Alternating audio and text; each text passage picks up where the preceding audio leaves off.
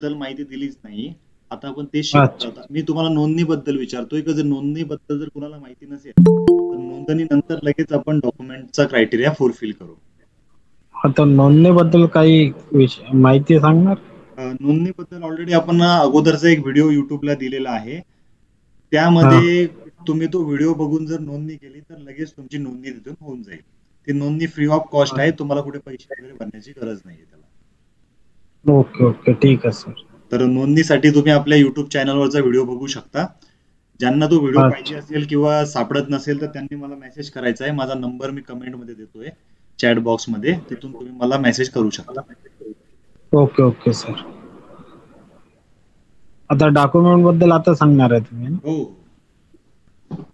काही जण अजून जॉईन करताय म्हणून 5-10 मिनिटं मी थांबलो, जेणेकरून कोणाचे काही प्रश्न असतील तर नंतर कोणी प्रश्न विचारायचे पण ते नंतर विचारायचे.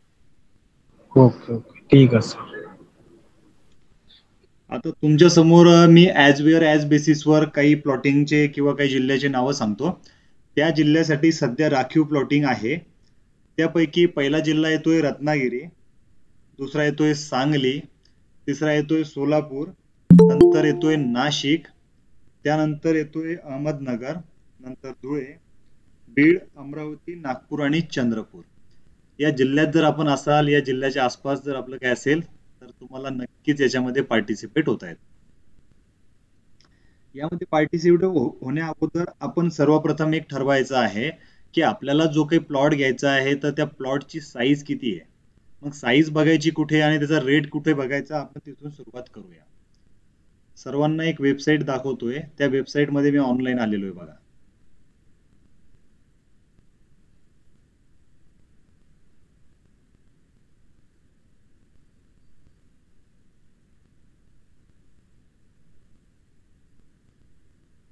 दिसते सर्वांना वेबसाईट? आता ही वेबसाईट्स आहे की ज्यामध्ये आपल्याला MIDC ची प्लॉटची बिडिंग कशी होते ती पूर्णपणे बिडिंग आपल्याला या वेबसाईटच्या माध्यमातून समजणार आहे. त्यामध्ये रत्नागिरी असो, सांगली असो, सोलापूर असो, तर काही प्रत्येक ठिकाणचे क्षेत्र जे आहेत त्याची भूखंड संख्या सुद्धा मी तुम्हाला एक एक करून सांगतो. आपल्याकडे जर या जिल्ह्यापैकी जर कोणी असेल तर त्यांनी प्रश्न विचारायचा आहे. लगेच आपण त्यांच्या जिल्ह्यामध्ये किती भूखंड सध्या राखीव आहे आणि काय काय करता येईल आपल्याला ते त्यांच्यासोबत आपल्याला चर्चा करायची. रत्नागिरीमध्ये 4 भूखंड सध्या आहे, सांगलीमध्ये 32, सोलापूरमध्ये 6, नाशिकमध्ये 393, त्यानंतर अहमदनगरमध्ये 3, धुळेमध्ये 10 आणि 82 असे 2 भागात आहे. जिथे अतिरिक्त नंदुरबार आणि भालेर MIDC आहे तिथे 82 आहे. बीडचे कोणी जर असेल तर माजलगाव मध्ये 6 आहे, त्यानंतर अमरावतीमध्ये 25, नागपूरमध्ये 3, चंद्रपूरमध्ये 2. तर अशा जिल्ह्यामध्ये MIDC साठी आपल्याला जागा अलॉटमेंट सध्या उपलब्ध आहे. रत्नागिरीचा मेसेज आलाय तर रत्नागिरीमध्ये सध्या आपल्याला 4 भूखंड सध्या राखीव आहे. त्यानंतर धुळेमध्ये 10, त्यामध्ये भुसावळ जे आहे ते भुसावळमध्ये 10 आणि अतिरिक्त नंदुरबार भालेर या तालुक्यामध्ये 82 प्रकारचे आपल्याला प्लॉट आपल्याला वेगवेगळ्या साईज मध्ये घ्यायला मिळतील. ज्यांनी कमेंट केली त्यांना तो विषय लक्षात यायला पाहिजे. आता सुरुवात करूया, आपल्याला कसं घ्यायचंय, कशी बिडिंग करायची आहे, इथून आपण सुरुवात करूया. सर, माझा एक प्रश्न होता संस्थेच्या संदर्भामध्ये.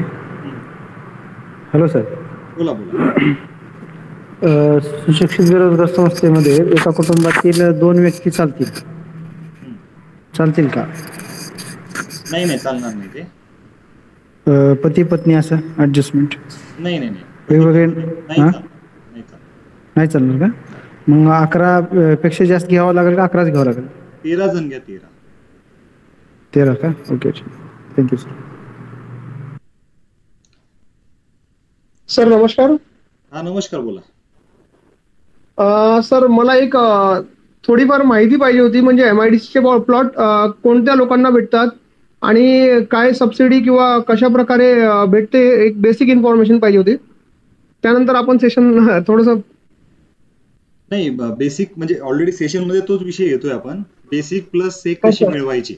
म्हणजे ही आता मी कॉमन पद्धत बोला. MIDC बद्दल मला जास्त काही माहित नाहीये त्याबद्दल, तर थोडंसं आपण काही बेसिक सांगू शकाल, त्यानंतर आपण चांगलं होईल म्हणजे समजायला.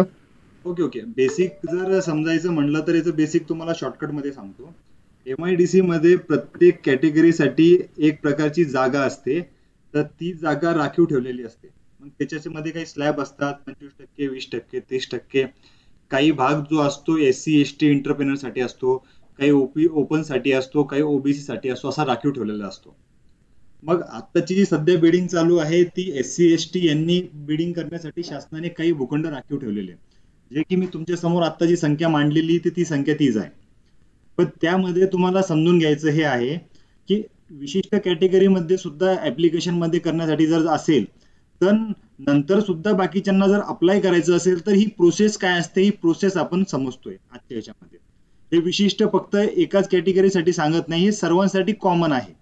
म्हणजे या व्हिडिओ नंतर तुमच्या हा विषय लक्षात राहील की आपल्याला भविष्यात जर एखादी MIDC ची जागा घ्यायची असेल तर आपल्याला सबसिडी मिळते किंवा नाही, आणि त्यानंतर या जागेचा रेट किती असतो, या सगळ्या गोष्टी आपल्याला आजच्या व्हिडिओमध्ये मिळणार आहे. लक्षात आलं तुमच्या? Okay sir, okay. आता सुरुवात करतोय मी. कुणाचे काही प्रश्न असेल तर अगोदरच विचारा, नंतर मग प्रश्न विचारल्यावर पुन्हा विषयांतर व्हायला नको.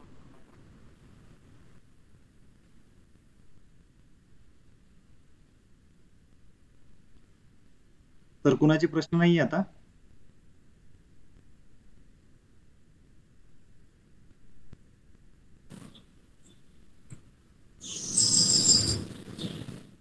चालेल सर, पुढे गेला तरी.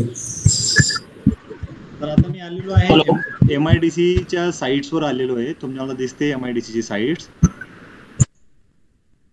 यामध्ये येताना आपल्याला काही गोष्टी लक्षात घ्यायच्या आहे की आपण या वेबसाईटला आल्यानंतर बघायचं काय.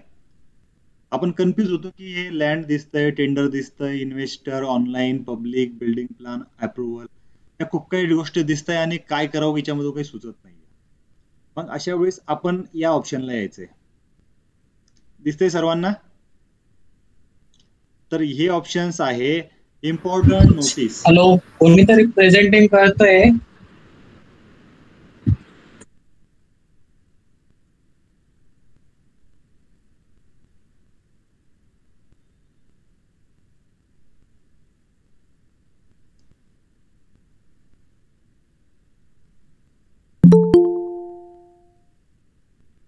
तर यामध्ये आपल्याला दिसतंय इम्पॉर्टंट नोटीस, ज्यामध्ये government notification, requirements rule, reservation of plot for MSME, publication of notice, म्हणजे कित्येक पॉइंट्स आपल्याला दिसतात. मग यापैकी आपल्याला काय बघायचंय? यापैकी आपल्याला जे बघायचंय मी ते तुम्हाला इथं लगेच दाखवतो. सर दिसत नाहीये. शेअर केली मी सर्वांना स्क्रीन. स्क्रीन दिसत नाहीये का? नाही सर. नाही दिसत. बरं, 1-2 मिनिटं.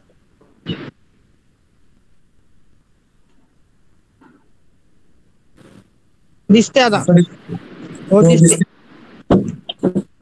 तर ही आहे इम्पॉर्टंट नोटीस. यामधला महत्वाचा पॉइंट आहे, काही जणांना जर लगेच प्लॉटला बिडिंग जर करायची असेल तर 10 तारीख शेवटची आहे. तुम्ही आजच इथे प्रोक्युरमेंट करण्यासाठी कुठल्या ऑप्शनला जायचे समजावून.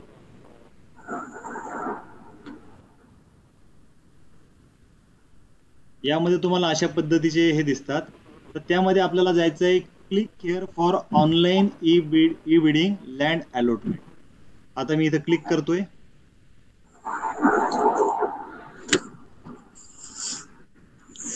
क्लिक केल्यानंतर लगेच माझ्या समोर दुसरी विंडो ओपन झाली. आता त्या दुसऱ्या विंडो मधले ऑप्शन्स काय तर तेही बघा. दुसऱ्या विंडो मध्ये मला दिसतंय ऑनलाईन लँड अलॉटमेंट. दिसतंय? त्यामध्ये ऑनलाईन लँड मध्ये आपण इथं आल्यानंतर आता आपल्याला दिसत असेल बघा की अहमदनगर, अमरावती, बीड, चंद्रपूर, जळगाव, नागपूर, नंदुरबार, नाशिक, रत्नागिरी, सांगली, सोलापूर, म्हणजे एवढ्या जिल्ह्यामध्ये सध्या आपल्याला हे टेंडर्स अवेलेबल आहे. या पद्धतीचे प्लॉट आपल्याला मिळू शकतात. आता आपल्याला इथं काय करायचं? आता उदाहरण आपण घेऊ अमरावतीमध्ये. तर अमरावतीमध्ये इथं 2 MIDC दिसत आहे. एक आहे ऍडिशनल अमरावती टेक्सटाईल पार्क आणि दुसरी MIDC आहे धारणी मिनी. या 2 प्रकारच्या MIDC मध्ये ऑलरेडी प्लॉट देणे आहे. आता या प्लॉट देणे आहे, पण इथं प्लॉट किती साईजचा आहे, त्याचा रेट किती चालू आहे, आपल्याला पैसे किती भरावे लागतात, आपल्याला कुठले कुठले डॉक्युमेंट्स इथं द्यायचे, ह्या सगळ्या गोष्टी तर आपण शिकणारच आहोत. इथपर्यंत कोणाला काही अडचण तर नसेलच. आता ऍडिशनल अमरावती टेक्सटाईल पार्क मध्ये आल्यानंतर आता मी बघतोय की ऑलरेडी खूप दिवसापासून हे टेंडर आलेले आहे. तर कोणी कोणी या टेंडरला बीड केलेलं आहे, म्हणजे किती जणांनी या टेंडरसाठी ऍप्लिकेशन केलेलं आहे हे मला बघायचंय. तर मी आलेलो आहे ऍडिशनल अमरावती टेक्सटाईल पार्क. त्यामध्ये मला कोणतं ऑप्शन सिलेक्ट करायचं आहे की ज्यामध्ये ऍप्लिकेशन रिसिव्ड, किती ऍप्लिकेशन रिसिव्ह झाल्या. मी आता आलोय तिथे क्लिक हेअर करतोय आणि लगेच मला विंडो दिसते इथे. आता या विंडो मध्ये एवढे प्रकारचे प्लॉट्स इथे दिसत आहे. किती प्लॉट्स आहे तर 23 प्लॉट त्यांच्याकडे सध्या उपलब्ध आहे. आता 23 प्लॉट पैकी 2378 स्क्वेअर मीटर, 2270, 2431, 2453 आणि तो जो काही प्लॉटचा नंबर आहे तो प्लॉटचा नंबर सुद्धा आपल्याला इथे दिसत असेल. तर अशा प्लॉटचा नंबर आणि अशा पद्धतीने तिथे प्लॉट सध्या अवेलेबल आहे. पण या प्लॉटला आतापर्यंत नंबर ऑफ ऍप्लिकेशन रिसिव्ह हा 0 आहे. आतापर्यंत याला कोणी ऍप्लिकेशन केलेलं नाहीये. जर आपल्यापैकी कुणी जर एकानं सुद्धा ऍप्लिकेशन केलं तर लगेच त्याला तो प्लॉट अलॉटमेंट 100% होईल. त्याला गरज नाहीये की तिथं कोणी आलं नाही आणि एकानेही भरला तर त्याला लगेच तो प्लॉट मिळेल.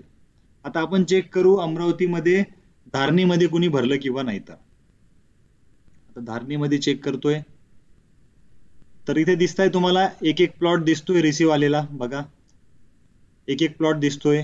तर मी 100% सांगू शकतो तुम्हाला A6 मध्ये 800 स्क्वेअर मीटरचे इथपासून ते इथपर्यंत ज्यांनी ज्यांनी प्लॉट साठी कोटेशन भरलेले आहे त्याच्यामध्ये महत्वाचा 600चा पण प्लॉट आहे. ह्यो प्लॉट 100% यांना मिळालेला आहे. कारण एकच बीड आलेले आहे, त्यामुळे कोणी तिथं पार्टिसिपेटच नाहीये. त्यामुळे हा एकटा ज्यांनी बीड भरलेला आहे त्यांना तो लगेच मिळेल. आता इथे सध्या A5 मध्ये 800 स्क्वेअर मीटरचा एक प्लॉट अजून सुद्धा खाली आहे. इथं तुम्ही बघू शकता इथं 0 दिसतंय. म्हणजे इथं ऑलरेडी एक प्लॉट खाली आहे. जर कुणाला भरायचं असेल, ऍप्लिकेशन करायची असेल तर तुम्ही लगेच बीड करा, लगेच तुम्हाला तिथून तो प्लॉट मिळू शकतो. त्यामध्ये तुम्हाला कॉम्पिटिशनची गरजच नाही. ऑलरेडी तुम्हाला डायरेक्टली तो प्लॉट दिला जाईल. हा झाला अमरावती पुरता मर्यादितचा विषय. त्यानंतर अहमदनगर मध्ये बघू. अहमदनगर मध्ये एकच प्लॉट आहे श्रीरामपूर मध्ये 4000 स्क्वेअर मीटर, पण याला अजून ऍप्लिकेशन आलेली नाहीये. आता हे प्लॉट आहे, MIDC मध्ये आहे, ऍप्लिकेशन काय आली असं खूप जणांना प्रश्न पडत असेल नेमकं काय चालू आहे, तर नेमकं कशासाठी देताय, सबसिडी मिळते किंवा नाही, तर तो पॉइंट अगोदर सर्वांना क्लिअर करतो. हे जेवढे काही प्लॉट्स तुमच्या समोर दिसत आहे तर हे प्लॉट अगोदर राखीव केलेले असतात. आत्ताचे जे तुम्हाला ओपन स्टेटस मध्ये जे प्लॉट दिसत आहे हे SC ST एंटरप्रेनर साठी पूर्णपणे राखीव ठेवण्यात आलेले आहे. हा कोटा पूर्णपणे त्यांच्यासाठी भरून घेता येतोय आणि हा त्यांनाच घेता येतोय. त्यांच्यापैकी जर कोणी सबसिडी मध्ये असेल तर त्यांना तो लगेच अलॉट होईल. त्यांचं जर तिथं वन कोटेशन आले असेल तर एकाच कोटेशन मध्ये लगेच त्यांना ते मिळून जाईल. त्यांना दुसरी गोष्ट काही करायची गरज नाहीये. पण मग हे करायचं आहे, हे शासनाचं परिपत्रक काय सांगतंय, कसं समजतंय किंवा काय काय गोष्टी सांगतात, तर ह्या गोष्टी आता चेक करता येईल की ज्यामध्ये तुम्हाला लक्षात येईल की हा प्लॉट कुठल्या बेसिसवर याला राखीव ठेवलेला आहे आणि यासाठी आपल्याला जर भविष्यात जर असा प्लॉट घ्यायचा असेल तर आपल्याला काय काय कागदपत्राची पूर्तता करावी लागेल, या सगळ्या गोष्टी मी तुम्हाला रीतसर समजावून सांगतो. त्यापैकी अगोदर तुम्हाला ही योजना समजावून सांगतो. विषय आहे औद्योगिक धोरण 2013 व डॉक्टर बाबासाहेब आंबेडकर सामूहिक प्रोत्साहन योजना 2016 नुसार सूक्ष्म लघु उद्योजकांसाठी भूखंड राखीव ठेवण्याबाबत. म्हणजे ही योजना आपल्या सरकारची आहे. त्यांनी भूखंड राखीव ठेवण्यासाठी जी योजना आहे त्या योजनेमधले जी काही मीटिंग्स आहे ते 30/7 साठी झालेली आहे. त्या मीटिंग मध्ये हा निर्णय घेण्यात आलेला आहे.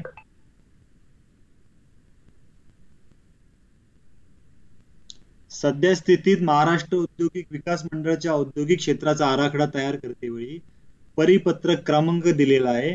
लहान, मध्यम व मोठ्या भूखंडाखालील क्षेत्राच्या प्रमाणाबाबत मार्गदर्शक तत्वे निर्गमित करण्यात आलेली आहेत. या व्यतिरिक्त शासनाने प्रसिद्ध केलेल्या महाराष्ट्राचे औद्योगिक धोरण 2013 नुसार महाराष्ट्र औद्योगिक विकास मंडळाच्या नवीन औद्योगिक क्षेत्रामध्ये सूक्ष्म आणि लघु उद्योगांसाठी 10% क्षेत्र राखीव ठेवण्याचे निर्देश देण्यात आलेले आहेत. तसेच भारतरत्न डॉक्टर बाबासाहेब आंबेडकर अनुसूचित जाती अनुसूचित जमाती उद्योजकांसाठी विशेष सामूहिक प्रोत्साहन योजनेबाबतचा दिनांक 11/2/2016 रोजी शासन निर्णयान्वये महाराष्ट्र औद्योगिक विकास महामंडळाकडे उपलब्ध असलेल्या एकूण सूक्ष्म व लघु मध्यम उद्योगांसाठी राखीव ठेवण्याचे निर्देश देण्यात आलेले आहेत. म्हणजे यावरून तुमच्या लक्षात आलेलं असेल 10%चा जो भाग आहे तो राखीव ठेवण्यात आलेला आहे, जो की मी आता तुमच्या समोर मांडलेला आहे. त्याच्या पूर्ण अजून काय काय बॉबी आहे आणि काय काय निर्देश दिलेले ते पण आपण वाचून घेऊ. यापुढे नवीन औद्योगिक क्षेत्रांचा आराखडा तयार करताना सूक्ष्म व लघु उद्योगांसाठी एकूण औद्योगिक भूखंडाखालील क्षेत्रांच्या 20% क्षेत्र लक्षात घ्या. औद्योगिक भूखंडाखालील क्षेत्राच्या 20% क्षेत्र जसे की 200, 500, 1000, 2500 चौरस मीटर पर्यंत भूखंड राखीव ठेवण्यात यावे. यापैकी अनुसूचित जाती अनुसूचित जमाती उद्योजकांसाठी शासन निर्णयानुसार राखीव ठेवण्यात यावे. म्हणजे 200, 500, 1000, 2500 पर्यंतचे जे काही भूखंड असतील त्याच भूखंडाला तुम्हाला बीड करायचं आहे. त्यापेक्षा मोठ्या भूखंडाला तुम्ही बीड करायचं आहे, पण त्यासाठी तशा टर्म्स अँड कंडिशन तिथे यूज करावे लागतील.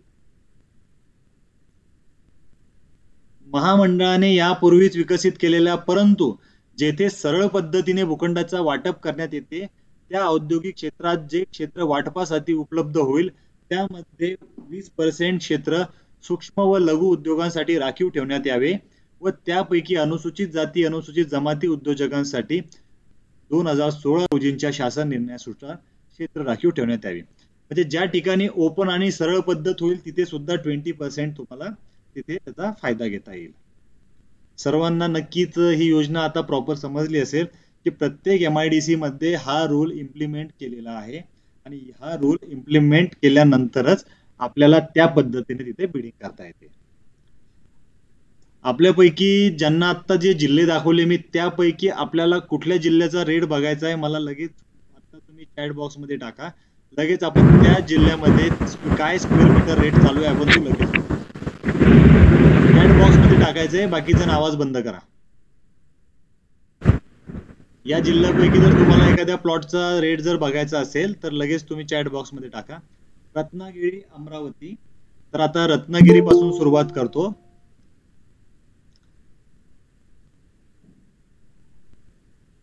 तर प्लॉटचा रेट कुठे बघायचा आहे तेच पण समजावून घ्या. मी आता थोडं झूम करतो याला. रत्नागिरी ऑप्शन्सला मी आलोय. रत्नागिरीमध्ये आल्यानंतर मी इथं क्लिक केलं आणि क्लिक केल्यानंतर मला इथं रेट दिसतोय रेट सर्वांना.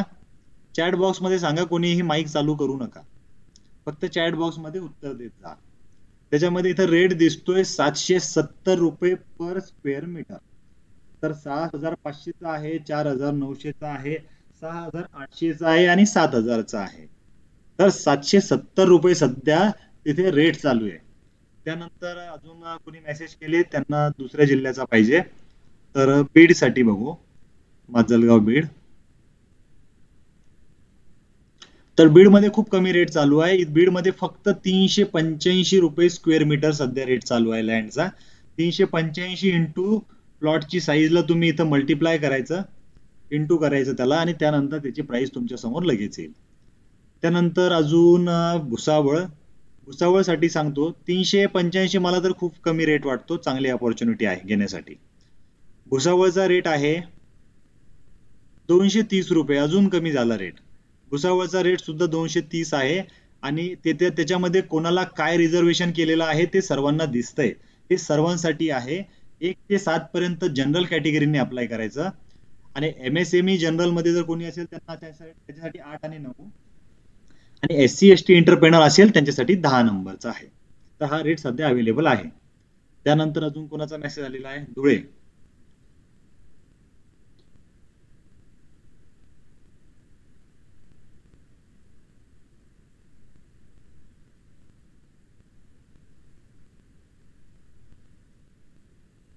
आपला जो सध्या याच ठिकाणची अवेलेबल आहे म्हणून जे अवेलेबल आहे त्याच उत्तर तुम्ही द्यायचंय. धुळेमध्ये आहे का बघतो.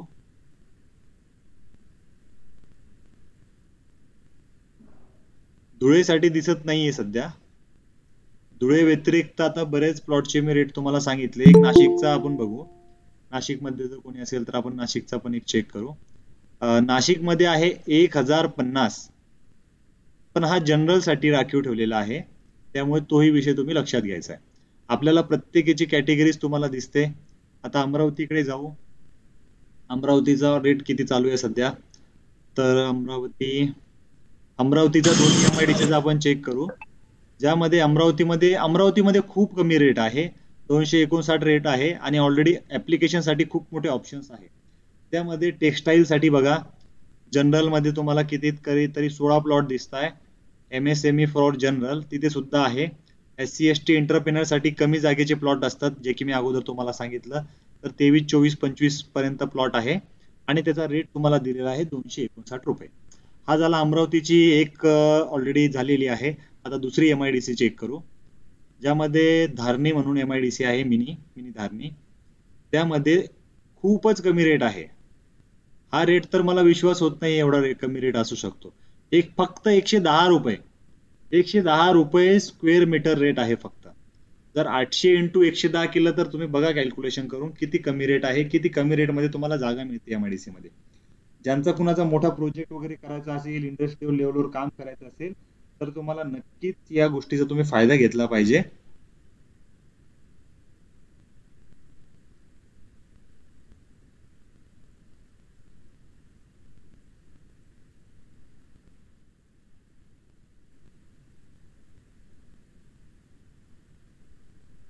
₹110 कमी रेट आहे. त्यानंतर आता बाकीचे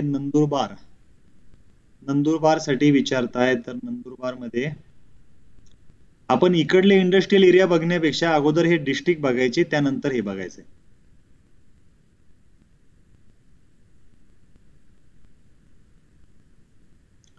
नंदुरबार मध्ये 450 रुपये रेट चालू आहे. ऑनलाईन तुम्ही चेक करू शकता, सर्वांना दिसते. जनरल साठी 1 ते 3 आहे.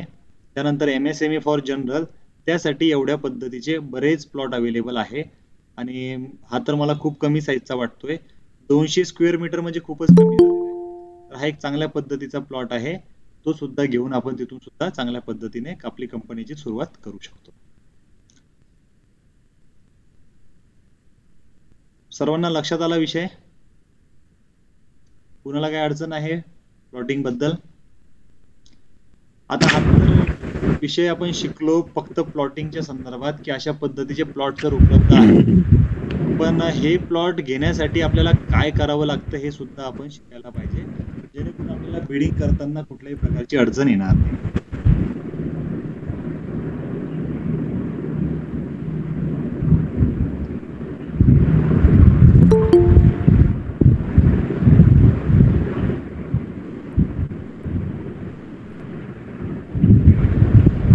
आता आपण महत्वाची माहिती घेऊ, की ज्यामध्ये आपल्याला एखादा प्लॉट घेण्यासाठी आपल्याला काय काय गोष्टीची पूर्तता करावी लागते, जेणेकरून आपल्याला प्लॉट मिळेल, आणि त्यानंतर पूर्तता केल्यानंतर आपल्याला काय डॉक्युमेंट द्यायचे, जेणेकरून आपल्याला प्लॉट घेताना कुठल्याही प्रकारची अडचण येणार नाही.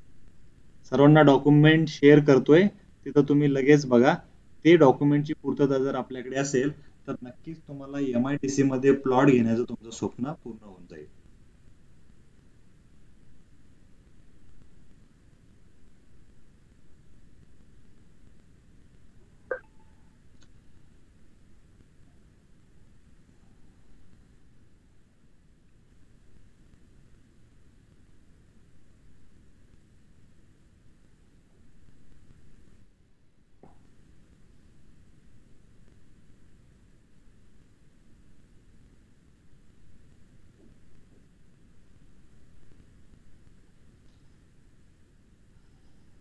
टेंडरची प्रोसेस पूर्णपणे ऑनलाईन असल्यामुळे हे पूर्ण डॉक्युमेंट तुम्हाला ऑनलाईन अप्लाय करायचे. त्यामध्ये पहिला येतोय सविस्तर प्रकल्प अहवाल. तर तो प्रकल्प अहवाल म्हणजे तुम्ही त्या प्लॉट घेतल्यानंतर तुम्ही काय करणार आहे याची अगोदर त्यांना माहिती द्यायची असते. तर त्याचा पूर्णपणे DPR तुम्हाला सोबत जोडायचा आहे. त्यानंतर मागील 3 वर्षांचे आयकर विवरणपत्र, नियोजित संस्था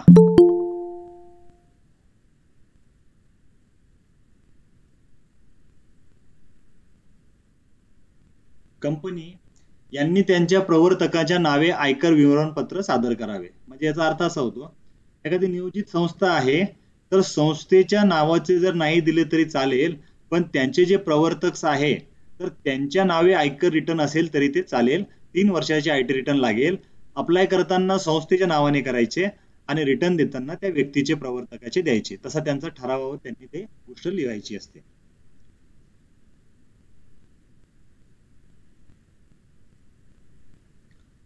त्यानंतर ब्लॉक प्लॅन म्हणजे फेज वाईज प्रोजेक्ट प्लॅन, तो तुम्हाला ऑनलाईन मिळेलच. तोही तुम्हाला दाखवतो की कशा पद्धतीने तुम्हाला घ्यायचा असतो. त्यानंतर ज्यांनी प्रोप्रायटरशिप मधून त्यांना अप्लाय करायचं आहे तर त्यांनी स्वयं घोषणापत्र किंवा फोटो असलेले ओळखपत्र सादर करायचं. ज्यांची भागीदारी संस्था आहे त्यांनी रजिस्टर ऑफ पार्टनरशिप फर्म यांनी नोंद घेतल्याचे प्रमाणपत्र किंवा भागीदारीचे जे काही तुमचे भागीदाराचे करारपत्र असते त्याला MOA वगैरे म्हणतो आपण, की ज्यांचा ऍग्रीमेंट झालेला आहे ते ऍग्रीमेंट त्यांनी तिथं द्यायचंय. आणि ज्यांची भागीदारी संस्थेकरिता असेल तर त्यांनी स्वयं घोषणापत्र किंवा फोटो असलेले ओळखपत्र द्यायचंय. ज्यांना एखाद्या कंपनीकडून घ्यायचं आहे की तर त्यांनी कंपनीच्या जे काही डॉक्युमेंट्स असते CIN सर्टिफिकेट ऑफ इनकॉर्पोरेशन ते सादर करायचं आहे. कंपनी कायदे अंतर्गत स्थापन होणाऱ्या नियोजित private limited, public limited, LLP किंवा इतर लिगल एंटिटी बाबत प्रवर्तक यांच्या नावे स्वयं घोषणापत्र किंवा फोटो असलेले ओळखपत्र. म्हणजे प्रायव्हेट लिमिटेड असेल, प्रोप्रायटरशिप असेल, कंपनी असेल तर त्यांचे जे लिगल असतील, जे लिगल एंटिटी जे त्यांचे पूर्णपणे प्रभाव घेतील प्रमोटर असतील तर त्यांचं डॉक्युमेंट तुम्हाला इथे द्यायचंय. आणि आपल्याकडे आपण माहिती देतोय की सुशिक्षित बेरोजगार सेवा सहकारी संस्थेच्या माध्यमातून बऱ्याच संस्था काम करतात. तर काही जणांची इच्छा असते की त्या संस्थेच्या मार्फत मला काय करता येईल, तर त्यांना सुद्धा या प्लॉटला नक्कीच ऍप्लिकेशन करता येईल.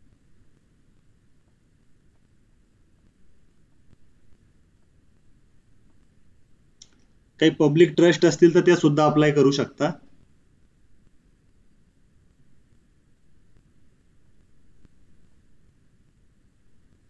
तर हे महत्वाचे जे काही डॉक्युमेंट्स आहेत ते आपल्याला तिथे द्यावे लागतात.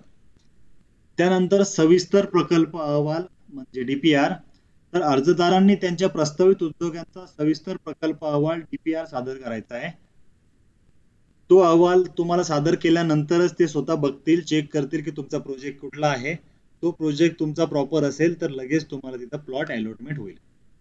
ज्यावेळेस आपण 10,000 चौरस मीटरचा भूखंडासाठी अप्लाय करतोय त्यावेळेस आपल्याला 2,000 ते 2,100 पर्यंत प्लस GST म्हणून चार्जेस आपल्याला लागतो. त्यानंतर तुमच्या समोर चार्जेस दिलेले आहे 10,000 ते 20,000, 20,000 ते 40,000, 40,000 की त्यापेक्षा जास्त. तर त्यासाठी वेगवेगळे चार्जेस दिलेले आहे. प्रक्रिया शुल्क आहे, हे नॉन रिफंडेबल आहे, ना परतावा आहे, तुम्हाला वापस मिळणार नाही. त्यामुळे त्याची सुद्धा तुम्ही अगोदरच काळजी घ्यायची आहे. अजून एक महत्वाचा प्रश्न,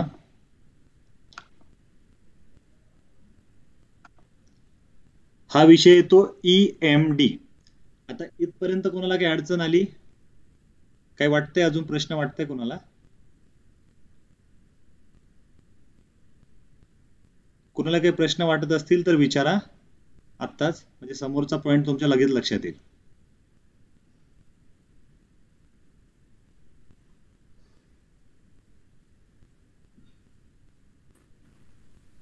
हॅलो, बोला.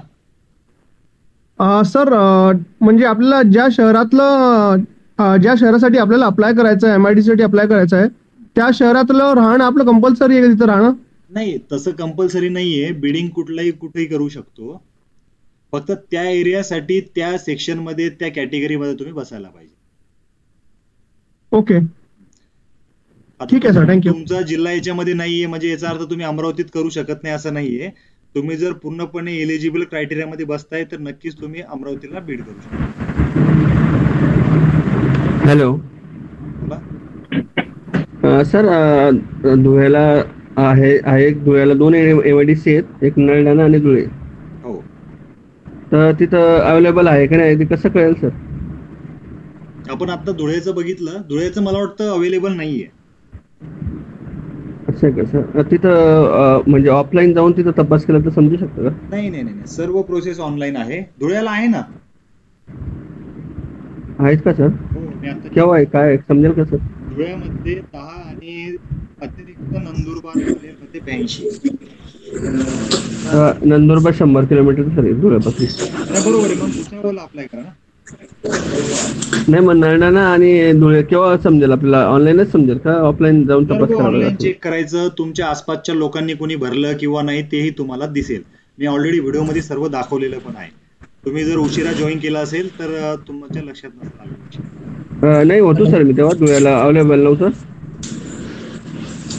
हॅलो, बोला. कोल्हापूर साठी सर आहे का? कोल्हापूर कोल्हापूर नाही, कोल्हापूर नाही आहे का? नाही. ओके. आपल्यापैकी जर काही जिल्हे असतील किंवा तुमच्या जिल्ह्यामध्ये आतापर्यंत काही अलॉटमेंट जर तुम्हाला चेक करायची असेल तर तुमच्या जिल्ह्याची नावं मला व्हॉट्सअपला पाठवा, मी लगेच तुम्हाला अपडेट देईल त्याची. आणि तुमच्या चालेल. जिल्ह्यामध्ये काय रेट चालू आहे तर त्याची पण माहिती मी तुम्हाला पाठवून देईल. चालेल, ठीक आहे. नंबर पाठवला आहे, ज्यांनी मला मेसेज करायचा लगेच उत्तर देईल. आता हा झाला प्लॉट पर्यंतचा विषय. यामध्ये महत्वाचा विषय लक्षात घ्यायचा आहे की सबसिडी मिळते, पण नेमकं काय मिळतंय. म्हणजे आपण माहिती घेताना माहिती तीच घ्यायला पाहिजे की जी आपल्याला कामात येईल. कारण पैशाचा विषय आहे, पैसे आपल्याला लगेच द्यावे लागतील. तर आता उदाहरण 100 स्क्वेअर मीटरचा प्लॉट आहे, त्याचा रेट चालू आहे 200 रुपये. एक जण बोलेल माझ्यासोबत कोणी कॅल्क्युलेशन वाला?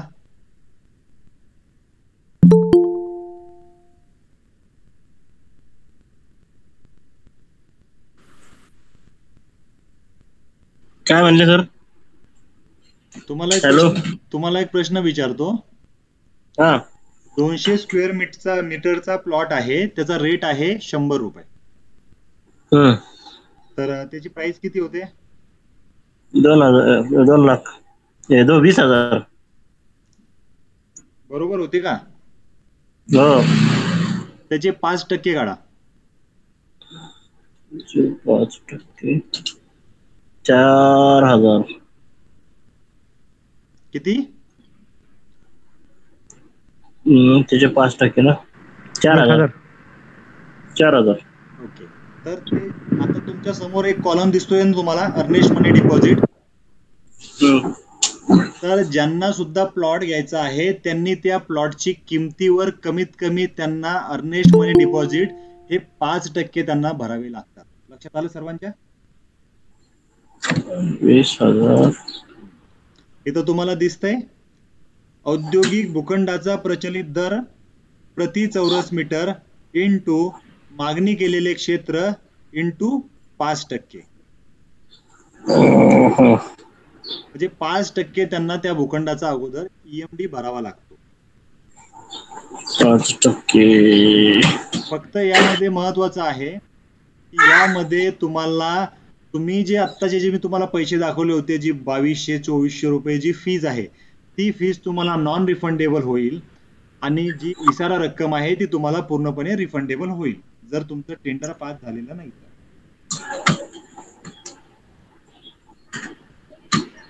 विषय क्लिअर झाला सर्वांना? हो.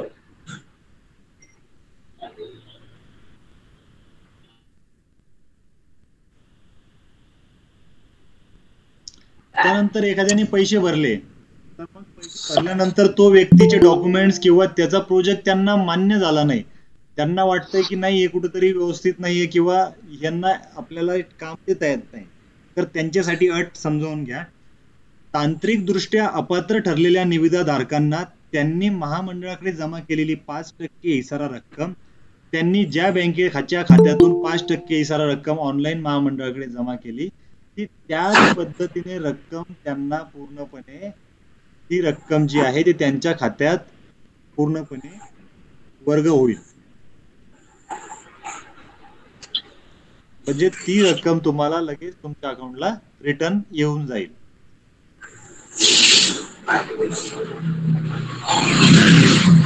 त्यानंतर प्रथम उच्चतम दराच्या निविदाकारास कोणत्याही कारणास्तव निविदेतून माघार घेता येणार नाही. जर कोणत्याही कारणास्तव माघार घेतल्यास भरणा केलेली 5% इसारा रक्कम जप्त करण्यात यावी आणि ती येणारच आहे. म्हणजे एखाद्याने टेंडर भरलं आणि त्यांना ते अलॉट झालं त्यांचे डॉक्युमेंट वगैरे पास झाले आणि नंतर त्यांनी काहीतरी वेगळेच कारण दिले तर त्याची 5% रक्कम ही शासन जमा होईल, त्याची वेगळी त्याला कुठेतरी मागणी करता येणार नाही. त्यामुळे जर आपल्याला घ्यायचं असेल तरच तुम्ही तिथे बीड करायचंय.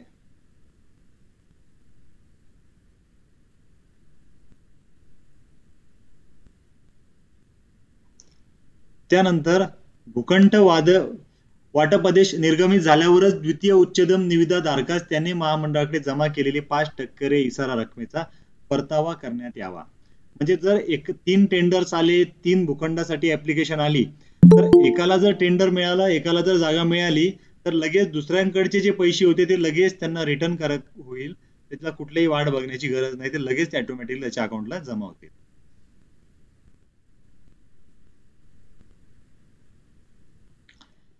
त्यानंतर 5% इसारा रक्कम आपण पहिले भरलेली असते. मग त्यासाठी 20% रक्कम भरण्याकरिता ज्यावेळेस पण तुमचं टेंडर पास होतं, ज्यावेळेस पण तुमचा भूखंड पास होतो, त्यावेळेस तुमच्या नावाचं एक अलॉटमेंट लेटर येतं. त्या लेटरवर तुम्हाला काही दिवसांची मुदत मिळते. त्या मुदतीमध्ये तुम्हाला एक तर त्या पैशाची व्यवस्था करावी लागते किंवा बँकेचं तुमचं काही प्रपोजल असेल ते पूर्णपणे प्रपोजल तुम्हाला फायनल करून प्लॉट तुमच्या नावावर करण्याची प्रोसेस तुम्हाला करावी लागते. ही गोष्ट सुद्धा तुम्ही लक्षात घ्यायची. तर त्याचा 60 दिवसाचा कालावधी दिलेला आहे यांनी. 60 दिवसाच्या आतमध्ये तुम्हाला पूर्ण प्रोसेस प्रॉपर करायची आहे, ज्यामध्ये पूर्णपणे जे काही असतं ते पूर्णपणे तुम्हाला फुलफिल करायचंय. त्यानंतरच तुम्हाला ती जागा तिथे अलॉटमेंट होईल.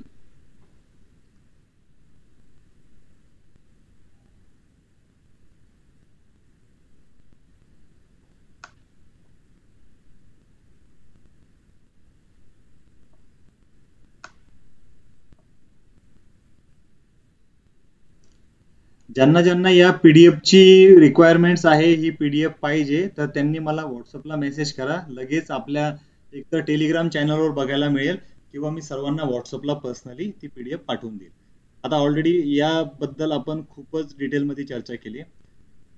तर कोणाला काही अडचण आहे प्लॉटिंग बद्दल, अजून असं वाटतंय की काही गोष्टी मिस झाल्या किंवा काही गोष्टी मला आतापर्यंत कळाल्या नाही, असं काही असेल तर मला लगेच विचारू शकता.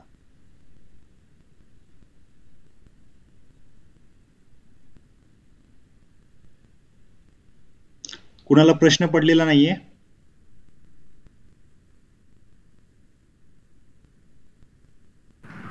सर बोला. सर नमस्कार. सर रक्कम पूर्ण वन टाइम द्यावं लागेल का?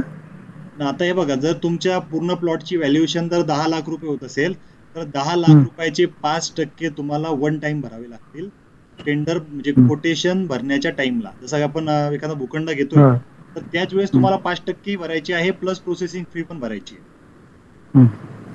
पण बाकी नंतर जे फीस होईल त्याला तुम्हाला 50-60 दिवसाचा कालावधी मिळेल, कारण प्रत्येकाकडे तर एवढे पैसे कोणाकडे नसतात ना. पण काही जर बँकेचे ऍडजस्टमेंट वगैरे असेल त्यासाठी त्यांनी 50 ते 60 दिवसाचा आपल्याला टाइम मिळतो. त्या टाइम मध्ये तुम्हाला ते पैसे जमा करायचे असतात. Okay, thank you sir. अजून कोणाचा काही प्रश्न आहे? सर माझा एक प्रश्न होता. बोला ना. सर हा जो प्लॉट आपल्याला मिळतो, आपण अप्लाय करतो, हे किती वर्षासाठी व किती म्हणजे लिस्ट टायमिंग काय असतो याचा? अति महत्वाचा प्रश्न विचारला. 99 वर्षासाठी. हो सर मला एक प्रश्न विचारायचा आहे. जे भूखंड असतात तर हे औद्योगिक कारणासाठी रिझर्व असतात, बरोबर. यामध्ये जर भूखंड घेतल्याच्या नंतर काही कालावधीसाठी जर उद्योग चालला किंवा नंतर प्रॉब्लेम आला तर तिथे दुसरा काही प्रोजेक्ट करता येतो का? त्यासाठी तुम्हाला जी MIDC आहे त्यांची रीतसर परवानगी घ्यावी लागते. ती परवानगी घेतल्यानंतर लगेच तुम्हाला तिथं तुमचा नेचर ऑफ बिझनेस चेंज करता येईल. फक्त त्यांच्या तो कॅटेगरीला मॅच झाला पाहिजे, कारण आजूबाजूच्या एरिया वगैरे किंवा तिथली परिस्थिती बघून ते प्रोसेस करतात.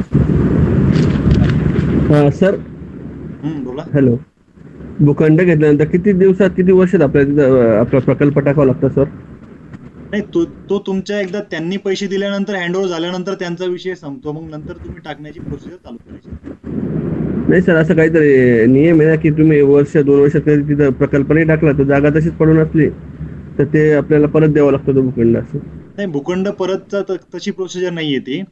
ऑलरेडी तुमचा जो डीपीआर तुम्ही देताय त्या डीपीआर ला सुद्धा व्हॅलिडिटी असते, बरोबर, प्रोजेक्टला. बरोबर. तर त्या हो. प्रोजेक्टला अनुसरून ऑलरेडी त्याचं प्री व्हेरीफाईड केलं जातं. बरोबर. नंतर नाही, समजून त्याच्याकडून घ्या. तुमच्याकडून हस्तांतरण करण्याची पद्धत वेगळी असते त्यांची. हो हो, ते विचारायचं सर मला. मग किती वर्षाचा कालावधी असतो त्याला? त्याला वर्षाचा कालावधी नाही, त्यांच्याकडनं तुम्हाला इंटिमेशन येत असतं MIDC कडनं अगोदर. फायनल हो. इंटिमेशन कधी कधी त्यांचा तो कधी कधी कसं होतं की प्रत्येक वेळेस आता 60 दिवस खूप झाले लोन वगैरे मिळण्यासाठी, पण कधी कधी बरोबर. 60 दिवसाच्या पेक्षा जास्त येऊ शकतात. मग काही पद्धतीनं तुम्ही रक्कम भरून त्यांच्याकडनं एक्सटेन्शन मागवू शकता, त्याच्यात तुम्हाला रिलीफ मिळतो. असं काही टेन्शनचं नाहीये. ऑलरेडी मेक इन इंडिया वगैरे जर प्रोजेक्ट अशा पद्धतीचे तुम्ही चेंज करून तिथं काम करू शकता, ते तुम्हाला पर्याय सुद्धा सुचवतात. नाही सर, आपण समजून घ्या. आता तो प्लॉट घेतला, आपल्या नावावर झाला, 60 दिवसाच्या आपण तो खरेदी केला, आपण लीज करारपत्र करून घेतलं. त्याच्यानंतर आपण किती महिन्यात तिथं तो आपला प्रकल्प टाकणं गरजेचं असतं? वर्ष 2 वर्ष प्रकल्प टायमिंग? ज्यावेळेस तुम्हाला जागा हँडओव्हर करतात त्यावेळेस तुमच्याकडनं एक करारपत्र केलं जातं आणि त्यांचं अलॉटमेंट लेटर तुम्हाला येतं. तर त्या अलॉटमेंट लेटरवर जी कंडिशन्स राहील ती कंडिशन त्या MIDC ला वेगवेगळी असते. म्हणजे स्पेसिफिक तुम्ही नंदुरबार साठी विचारणार किंवा अमरावतीसाठी तर असं नसतं. ते काही MIDC कित्येक वर्षापासून खालीच आहे. ज्या ठिकाणी त्या पद्धतीचा रूल आहे त्या पद्धतीनेच तिथं ते चालेल. ज्यावेळेस तुम्ही अग्रीमेंट करता त्यावेळेस तुम्हाला तो विषय तिथे क्लिअर करता येईल. आता धुळ्याला आणि नंदुरबार नरडाला असा विषय सर, तिथं भरपूर लोकांनी जागा घेतलेला आहे पण प्रकल्प काहीच केला नाही, तो भूखंड तसंच पडलेला आहे. तर त्यांना नोटीस देतात, ते पण नोटीस वेगवेगळे उत्तर देऊन ते वेळ मारून नेतात आणि ते जागा त्यांच्या नावावर वर्षानुवर्षांवर तसंच पडून आहे. नाही, बरोबर आहे ना. मग त्यासाठी ते ऑलरेडी यूज करण्याची पद्धतच ती आहे.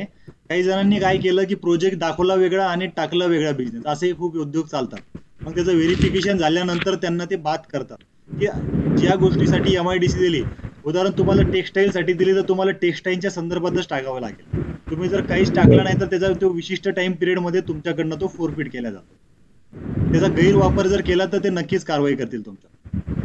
Okay sir. हॅलो बोला सर, मी नाशिकहून बोलतो, अक्षय.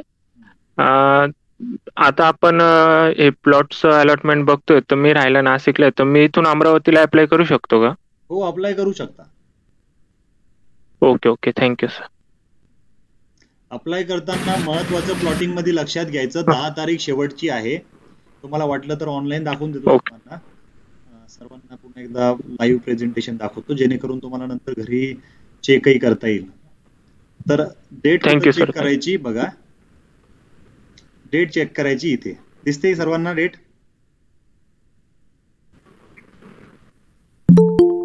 हो, दिसते.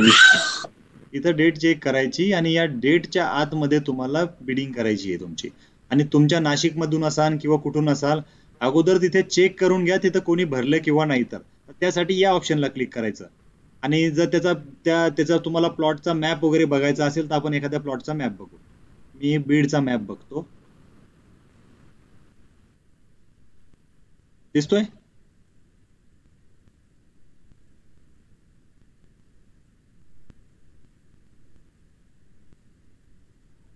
हो, दिसतोय. या मॅप मध्ये काय बघायचं महत्वाचं की आता इथे प्लॉट आहे, हे बघा, इंडस्ट्रियल प्लॉट T61 T62. म्हणजे तुम्हाला हे बघा, हा जो हायलाइट केलेला आहे हे प्लॉट आपल्यासाठी खाली आहे. याच्यामध्ये कन्फ्युज व्हायचं काम नाही. यांना इथे ऑलरेडी याला हायलाइट केलेलं आहे. आलं लक्षात?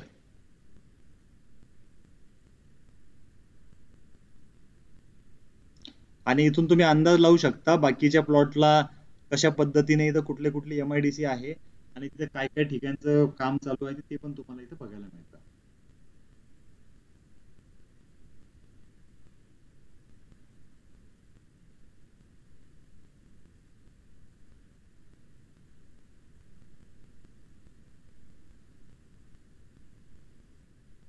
आता काही ठिकाणी प्लॉट तर अवेलेबल नाहीये. मग अशा लोकांनी काय करायचं? भविष्यात त्यांची इच्छा आहे की मला कुठला तरी प्लॉट मिळाला पाहिजे, माझी प्लॉट घेण्याची तयारी आहे. पण आता सध्या अवेलेबल नसल्यामुळे किंवा एनी काही रिझन असल्यामुळे मी करू शकत नाही. तर मग अशा वेळेस मी अगोदरचा अभ्यास कसा करू जेणेकरून नंतर ते मला कधीतरी ते मला घेता आलं पाहिजे. असंही काही जणांना वाटत असेल ना की आता नाही ठीक आहे, पण पुढच्या वेळेस आपण नक्कीच एक प्लॉट घेण्याचा प्रयत्न करू आणि तिथून प्लॉट मिळवण्याचा प्रयत्न करू. बरोबर आहे, बरोबर. बरोबर आहे. ठीक आहे, आता नाही हरकत नाही, पण कधीतरी येईल ना आपल्याजवळ पण वेळ. आणि बाकी ठिकाणी न येण्याचं कारण असं आहे की तिथे एकतर जागा अवेलेबल नसेल किंवा तिथे सध्या जी प्रोसेस आहे त्या प्रोसेसमध्ये ऑलरेडी कोणाची एक्सपायरी झालेली नसेल, त्यामुळे कदाचित आलेही नसेल. तर असंही होत असतं. त्यामुळे तो पण सुद्धा तुम्ही विषय तिथे अगोदर बघायचा आहे.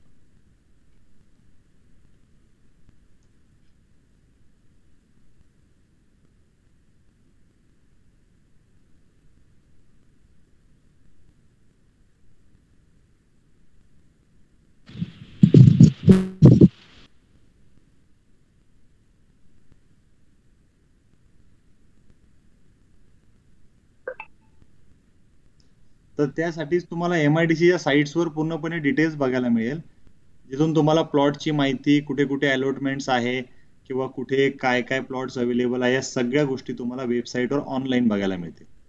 तुम्ही ऑलरेडी त्या वेबसाईटला जाऊन त्याची लगेच तुम्ही तिथून पूर्णपणे खात्री करायची आहे की आतापर्यंत कुणी बीड केलं होतं, किती लोकांनी कोटेशन भरलं, कितीमध्ये तो प्लॉट गेला, त्यानंतर आपल्याला तो प्लॉट घ्यायचा असेल तर कितीपर्यंत खर्च येऊ शकतो.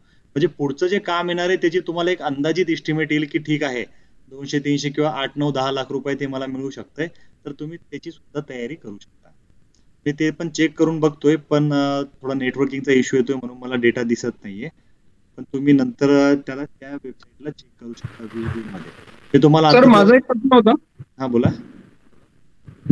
सर ज्या प्रकारे आपण सब टेनंट म्हणून कोणाला आपण भाड्यावर ठेवल्यानंतर तो सध्या दुसऱ्यांना भाड्यावर देतो, तशा प्रकारे आपण कोणाला दुसऱ्याला देऊ शकतो का प्लॉट? नाही, कागदोपत्री जर म्हणलं तर ते ऑलरेडी तुमच्याकडनं तसं लिहून घेतात की तुम्हाला ऑलरेडी. मग असं झालं की ज्यांना सबसिडी आहे त्यांचा तुम्ही फायदा घेताय, तर ते इनलिगल आहे. ते तुम्ही तुमच्या रिस्कवर तो निर्णय घ्यायचा असतो, पण तसं करायला चालत नाही, ते चुकीचं असतं. तसं तुमच्याकडे ऍग्रीमेंट मध्ये ते लिहून घेतलेले असतं त्यांनी. Okay sir. Hello sir. Sir ते SC ST साठी आपल्याला काय फायदा झाले? ते फायदा म्हणजे फक्त राखीव कोटा आहे, या पलीकडे दुसरा काहीच फायदा नाहीये. ते आपल्याला जागा घेण्यासाठी काही बँकेकडून लोन वगैरे? नाही, बँकेकडनं लोन होईल, कारण यांच्याकडनं जागा मिळेल तुम्हाला गॅरंटेड. तर त्या बँकेमध्ये लोन अप्लाय करण्यासाठी तुमचं सिबिल रिपोर्ट तुमचा चांगला असायला पाहिजे. हीच एक महत्वाची बाब आहे. Okay sir. तुमचं सिबिल रिपोर्ट जर प्रॉपर असेल तर तुम्हाला नक्कीच मिळून जाईल. Okay sir. सर एक प्रश्न होता, अनिल निजरकर बोलतोय. हो बोला.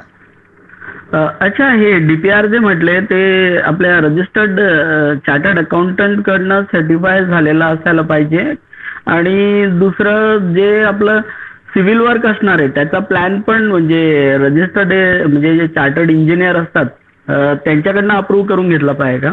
हो, मंजूर पाहिजे ना. तो प्रॉपर मंजूर पाहिजे. तुमचा प्रोजेक्ट जो आहे, उदाहरण एखाद्याला दाल मिल टाकायची आहे किंवा स्पायसेस टाकायचे आहे, तर ते प्रॉपर ते दिसायला पाहिजे की तुम्ही जो व्यवसाय टाकणार आहे तो प्रॉपर त्याचा प्रोजेक्ट रिपोर्ट वगैरे बनवतो ना आपण लोनसाठी. कारण जागा घेऊन तर नुसतं नाही, तर त्याच्यावर लोन सुद्धा झालं पाहिजे. त्यामुळे तुमचा पूर्णपणे प्रोजेक्ट प्रॉपर दिला गेला पाहिजे. थँक्यू.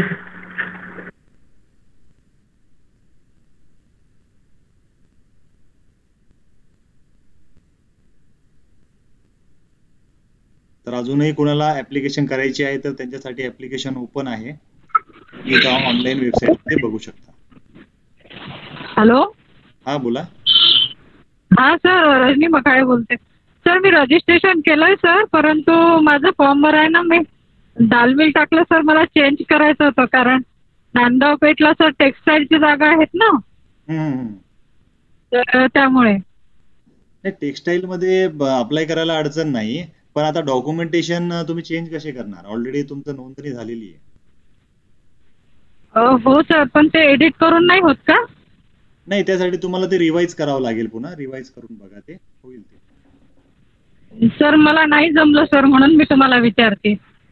नाही, रिवाईज करता येईल किंवा एक फ्रेश लायसन काढा, काही अडचण नाही त्याला. नाही होत आहे सर, मी 2 दिवस झाले ट्राय करते. मग शॉपॅक वर करा ना रजिस्ट्रेशन. शॉपॅक कसं होईल सर? शॉपॅक वर रजिस्ट्रेशन करायचं आणि त्यानंतर याला रिवाईज पण करू शकता तुम्ही, पण त्याला आता वेळ लागेल, कारण तुम्ही आता काल परवा रिवाईज केलं त्याला, बरोबर? आता नाव चेंज केलं ना तुम्ही आता नाव चेंज केलं 2 दिवसापूर्वी, बरोबर आहे? हो सर. हा, त्यामुळे आता डायरेक्टली तुम्ही पुन्हा लगेच नाव चेंज करायला गेलात तर मग ते अडचण होईल, ती होणार नाही प्रोसेस. त्यासाठी पेंडिंग मध्ये जाईल तो प्रोजेक्ट. सर आता काय करू? जसं आहे तसं राहू देऊ का? हा, जसंही तसंच असू द्या आता. आणि ते शिवाय तुम्ही अप्लाय करू नका, कारण मग ते चुकीचं व्हायला नको. ऑलरेडी त्याला पूर्णपणे व्हेरिफिकेशन वगैरे होतं नंतर, तर मग नंतर तुम्हाला अडचण येईल. मग सर धारणीची मिळेल मला जागा, नाही का? हो, धारणीचा एक प्लॉट खाली आहे, तिथं अप्लाय करून बघा तुम्ही. मग सर एका याच्यामध्ये मिळेल का? हो, मिळेल मिळेल. तिथे कोणीच आलेलं नाहीये सध्या तरी, तुम्ही नक्कीच अप्लाय करा तिथे. मग धारणी टाकू का सर? अमरावती चेंज करू? हा, चेंज करा, काय अडचण नाही.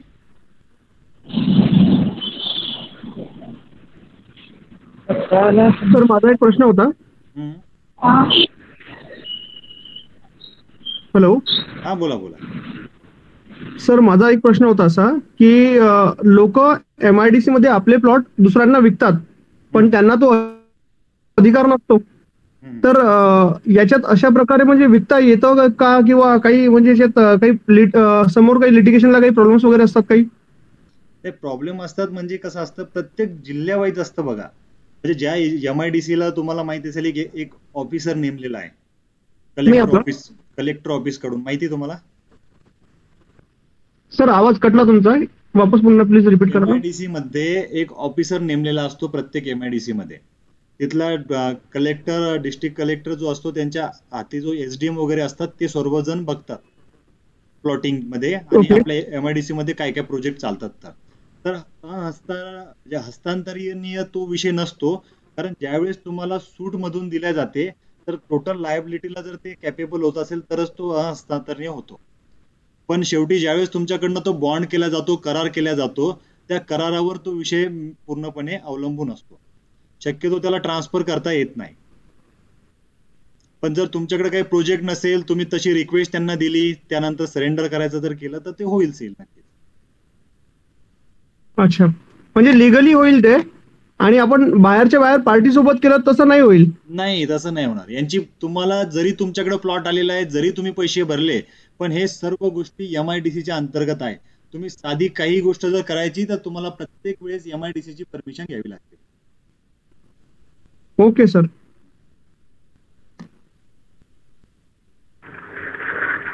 सर एक प्रश्न होता. अच्छा, आपल्याला प्लॉट अलॉटमेंट झाल्यानंतर साधारणतः किती दिवसात कन्स्ट्रक्शन करायला लागतं? कारण माझ्या मते कन्स्ट्रक्शन केल्यानंतर तो लिगली आपल्या नावावर रजिस्टर होतो, असं काहीतरी मी ऐकलं होतं. अगोदर तुम्हाला 60 दिवस मिळतात. 60 दिवसामध्ये तुम्हाला अगोदर पूर्णपणे बँकेची प्रोसिजर पूर्ण करायची असते. म्हणजे 60 दिवसामध्ये ऑलरेडी तुमचे 5% त्यांच्याकडे पोहोचलेले असतात. तुम्हाला एक ऑफर देतात ते ऑलरेडी की तुम्हाला हे बीड अलॉट झालेलं आहे. मग बीड अलॉट झाल्यानंतर सेम टेंडर प्रोसेस, एकदा बीड अलॉटमेंट झाल्यानंतर तुम्ही तुमच्या कामाला लागायचंय. मग ती प्रोसेस कधी होईल? 60 दिवसानंतर, किंवा तुम्ही अगोदर पण करू शकता. नाही सर, साधारणतः पेमेंट 100% दिल्यानंतर पण मला एक क्लॉज सांगण्यात आला होता की तुम्ही जोपर्यंत कन्स्ट्रक्शन करत नाही तिथे, असं काही आहे का? नाही नाही, मी तुम्हाला ते सांगतो ना की जो सरळ सरळ पॉइंट असा आहे की तुम्हाला एकदा 60 दिवसामध्ये तुम्ही प्रोसेस केली, उदाहरण म्हणजे तुम्हाला लेटर मिळालं तिथला, तर प्रत्येक वेळेस तुम्हाला बांधकाम तुम्हाला डायरेक्टली करता येत नाही. तिथे बांधकामापासून प्रत्येक गोष्टीची तुम्हाला MIDC ची परवानगी घ्यावी लागते. मग तो विषय तसाच आहे की तुम्ही जसं जसं करत जाणार तसं तसं तुम्हाला ते करता येते. तुम्ही करू शकता ते पेमेंट घेतल्यानंतर. असा स्पेसिफिक त्यात टाइम दिलेला नाहीये, कारण ऑलरेडी तुम्हाला त्या कामासाठीच तो प्लॉट त्यांनी अलॉट केलेला असतो. ऑलरेडी तुम्हाला ती अट दाखवली ना, मी तुम्हाला ती PDF पाठवतो. त्या PDF मध्ये ती अट प्रॉपर लिहिलेली आहे, ज्याच्यामध्ये तुम्हाला तुमचा जो विषय आहे तो विषय तिथे लगेच क्लिअर होऊन जाईल. Thank you sir.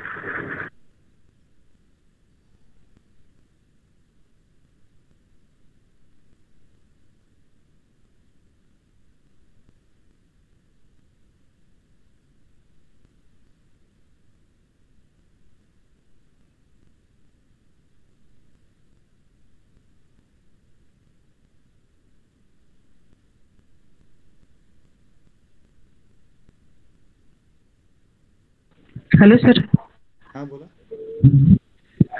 सर ते 5% आपला एमडी आणि 20% इसारा, तर याच्या माध्यमातून जर आपल्याला समजा लोन केस जर करायची असेल प्लॉट घ्यायसाठी, तर किती याचं जर आपल्याला हे करावं लागेल सर डीपीआर, मग किती लाखाचा? डीपीआर अगोदर प्लॉट सिलेक्ट करायचा आणि मग डीपीआर बनवायचा. अच्छा. समजा 1423चा जो प्लॉट आहे ना टेक्सटाईल हब मध्ये, तर तो जर करायचा असेल आपल्याला, तर त्यानुसार किती हे करावं लागेल मला? आपल्या प्लॉटची जी किंमत आहे त्याच्यापेक्षा तो जास्तीचा पाहिजे. म्हणजे दोन्ही गोष्टी तुम्हाला क्लिअर करताना ते दोन्ही गोष्टीचा विचार करणार की तुम्ही तिथं टाकणार काय, तुम्ही कुठली इंडस्ट्री उभी करणार आहे. तर बँकेकडनं तुम्हाला तुमचं स्पेशली कॉन्ट्रीब्युशन किती ते कॉन्ट्रीब्युशन वगैरे पकडून तुम्हाला लोनला अप्लाय करायचं. आता बरेच जण काय करतात की स्वतःकडे काही पैसे असतात आणि नंतर लोनचा विचार करतात.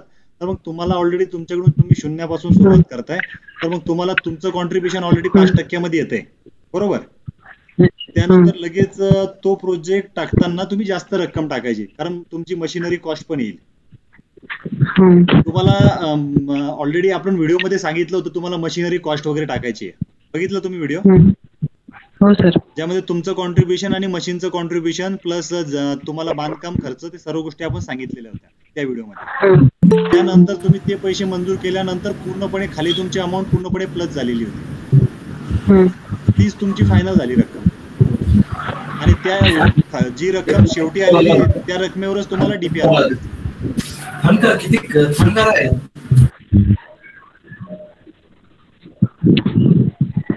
सर. ते लँड युटिलायझेशन फॉर्म जे आहे, तर मग ते आवश्यक आहे का सर इंजिनिअरिंगचा? हे आपण फॉर्म भरतो जर बीड करायसाठी, तर ते आवश्यक आहे? तो नॉर्मल आहे. एकदा डीपीआर देणं महत्वाचं आहे. तुमचा रिपोर्ट जर प्रॉपर असेल ना त्या प्रोजेक्ट बद्दल, तर तो प्रोजेक्ट बद्दल तो प्रॉपर पाहिजे. कारण सध्या असं आहे की तुम्ही डायरेक्टली बीड पण केलं 2-4-5 डॉक्युमेंटने आणि प्रॉपर बीड सबमिट वगैरे केलं, आणि तिथं जर एकच प्लॉट असेल आणि तुमचे डॉक्युमेंट्स त्यांना ऍक्सेप्टेबल असतील तर लगेच मिळेल तुम्हाला एकाच याच्यामध्ये. तुम्हाला तिथं कॉम्पिटिशन करायची गरज नाही. आणि जर उदाहरण तिथं 5 जणांनी बीड केलं, समजा उदाहरण तुमचा 294 रुपये रेट आहे आणि त्या 294 रुपयामध्ये 4 जणांनी बीड केलं उदाहरण आपण असं समजू. तर अशा वेळेस काय होतं, 4 जणांनी बीड केल्यानंतर याची मीटिंग ठेवल्या जाते ऑफिसला 4 जणांची बीड केल्यानंतर, आणि नंतर तुमच्या 4ही जणांना तिथे बोलवलं जातं. तुमचे डॉक्युमेंट पुन्हा एकदा व्हेरीफाय केले जातात, आणि तुमचे डॉक्युमेंट पुन्हा व्हेरीफाय वगैरे केल्यानंतर तुम्हाला पुन्हा ऑलरेडी जे काही आपण फायनान्शियल बीड असतं, इन्व्हॉल्व असतं, तुमचे रेट पुन्हा मागवले जातात. मग 294 मध्ये प्लॉट तुम्हाला मिळण्यासाठी तुम्ही ऍप्लिकेशन केली. मग काही जण काय करतात, 300 रुपये कोट करतात, काही जण 310 रुपये करतात, काही जण 320 रुपये करतात. म्हणजे तुमच्या 4 पैकी जो व्यक्ती हायएस्ट रेट कोट करेल ते लगेच तो भूखंड त्याला दिला जातो. म्हणजे आता 2 जरी आले तरी कॉम्पिटिशन होईल. आणि जर 2 मध्ये समजा उदाहरण तुम्ही टेंडर भरला, तुम्ही भूखंडासाठी अप्लाय केला आणि 2 मध्ये तुमचं टेक्निकल डॉक्युमेंट मध्येच रिजेक्ट झाला, तर जो काही दुसरा तुमचा कॉम्पिटिटर होता तो लगेच त्याला मिळून जाईल. अशी प्रोसेस असते ती. म्हणून तुम्हाला सांगतोय की तुमच्या धारणीमध्ये एकच खाली दिसतोय सध्या, आणि बाकीच्यांनी ज्यांनी एक भरला त्यांना ते लगेच मिळून जाईल जर त्यांचे डॉक्युमेंट प्रॉपर असतील तर. Okay sir. त्यामुळे सर्व डीपीआर बद्दल एक्सप्लेन करू शकता? डीपीआर अहवाल जो आहे तो प्रत्येक बिझनेसचा प्रत्येक टाईपचा थोडा वेगवेगळा असतो. डीपीआर म्हणजे आपण काय प्रोजेक्ट करतोय त्या प्रोजेक्ट मध्ये ज्यावेळेस तुम्ही एमआयडीसीचा फॉर्म भरता, तर फॉर्म भरताना तुम्हाला काही गोष्टी तिथे दिसतात. डीपीआर मध्ये तुम्ही काय काय गोष्टी मेन्शन करता, जसं आपण बँकेचं बनवतो, बँकेचा प्रोजेक्ट रिपोर्ट बनवतो, मशीनरीचा जो काही यूज वगैरे आहे तो कसा करणार आहे, तर त्या पद्धतीचा तो एक रिपोर्ट आहे की तो रिपोर्ट पूर्णपणे तुमचा कामाचा लेखाजोखा दाखवतो. तुमचं फायनान्शियल स्टेटमेंट आपण जसं शो करतो त्या पद्धतीचा तुमच्या व्यवसायाच्या रिलेटेड डीपीआर असतो. तो तुमच्या प्लॉटच्या साईज वगैरे आपण ज्यावेळेस फॉर्म भरतो त्यावेळेस ते डिटेलमध्ये त्याची साईज वगैरे मेन्शन असते त्या सेक्शन. आणि सर हा डीपीआर रिपोर्ट कुठून बनवावा लागतो सर? तुम्ही सीए कडनं बनवू शकता डीपीआर रिपोर्ट, सीए कडनं किंवा प्रोजेक्ट रिपोर्ट सारखाच असतो सर? नाही, प्रोजेक्ट रिपोर्ट सारखा असतो. आणि अजून तुम्हाला माहिती आहे, आपण आपल्याला एखादं जर कन्स्ट्रक्शनचं काम करायचं असेल तर आपण त्या विशिष्ट आर्किटेक्टकडे जातो, तो सुद्धा आपल्याला एक रिपोर्ट देतो. सेम त्या टाईपचाच हा रिपोर्ट आहे. पण फायनान्शियल मध्ये तो काय देणार? मग फायनान्शियल मध्ये आपल्याला कोण देईल तो विषय? तो सीए देईल आपला. अच्छा, व्हॅल्युएशन रिपोर्ट आणि सर्च रिपोर्ट सारखा समजा. बस बस बस सर्च रिपोर्ट सारखा. सर्च रिपोर्ट घेतल्यानंतरच आपल्याला बाकी बँकेच्या जे काही फॉर्मॅलिटीज आहेत ते कम्प्लीट होतात. Okay sir, thank you. वाटलं तर मी सर्वांना एक डीपीआर जो आहे तो डीपीआरचं मी तुम्हाला एक सॅम्पल टाकतो. माझ्याकडे एक सॅम्पल आहे ऑलरेडी डीपीआरचं. ते जुनं आहे पण तुम्हाला आयडिया येण्यासाठी खूप काही सोपं होईल. ते आपल्या टेलिग्राम चॅनलला टाकतो सर्वांसाठी. हो सर, नक्की टाक. सर एक प्रश्न होता. हॅलो. हा बोला बोला.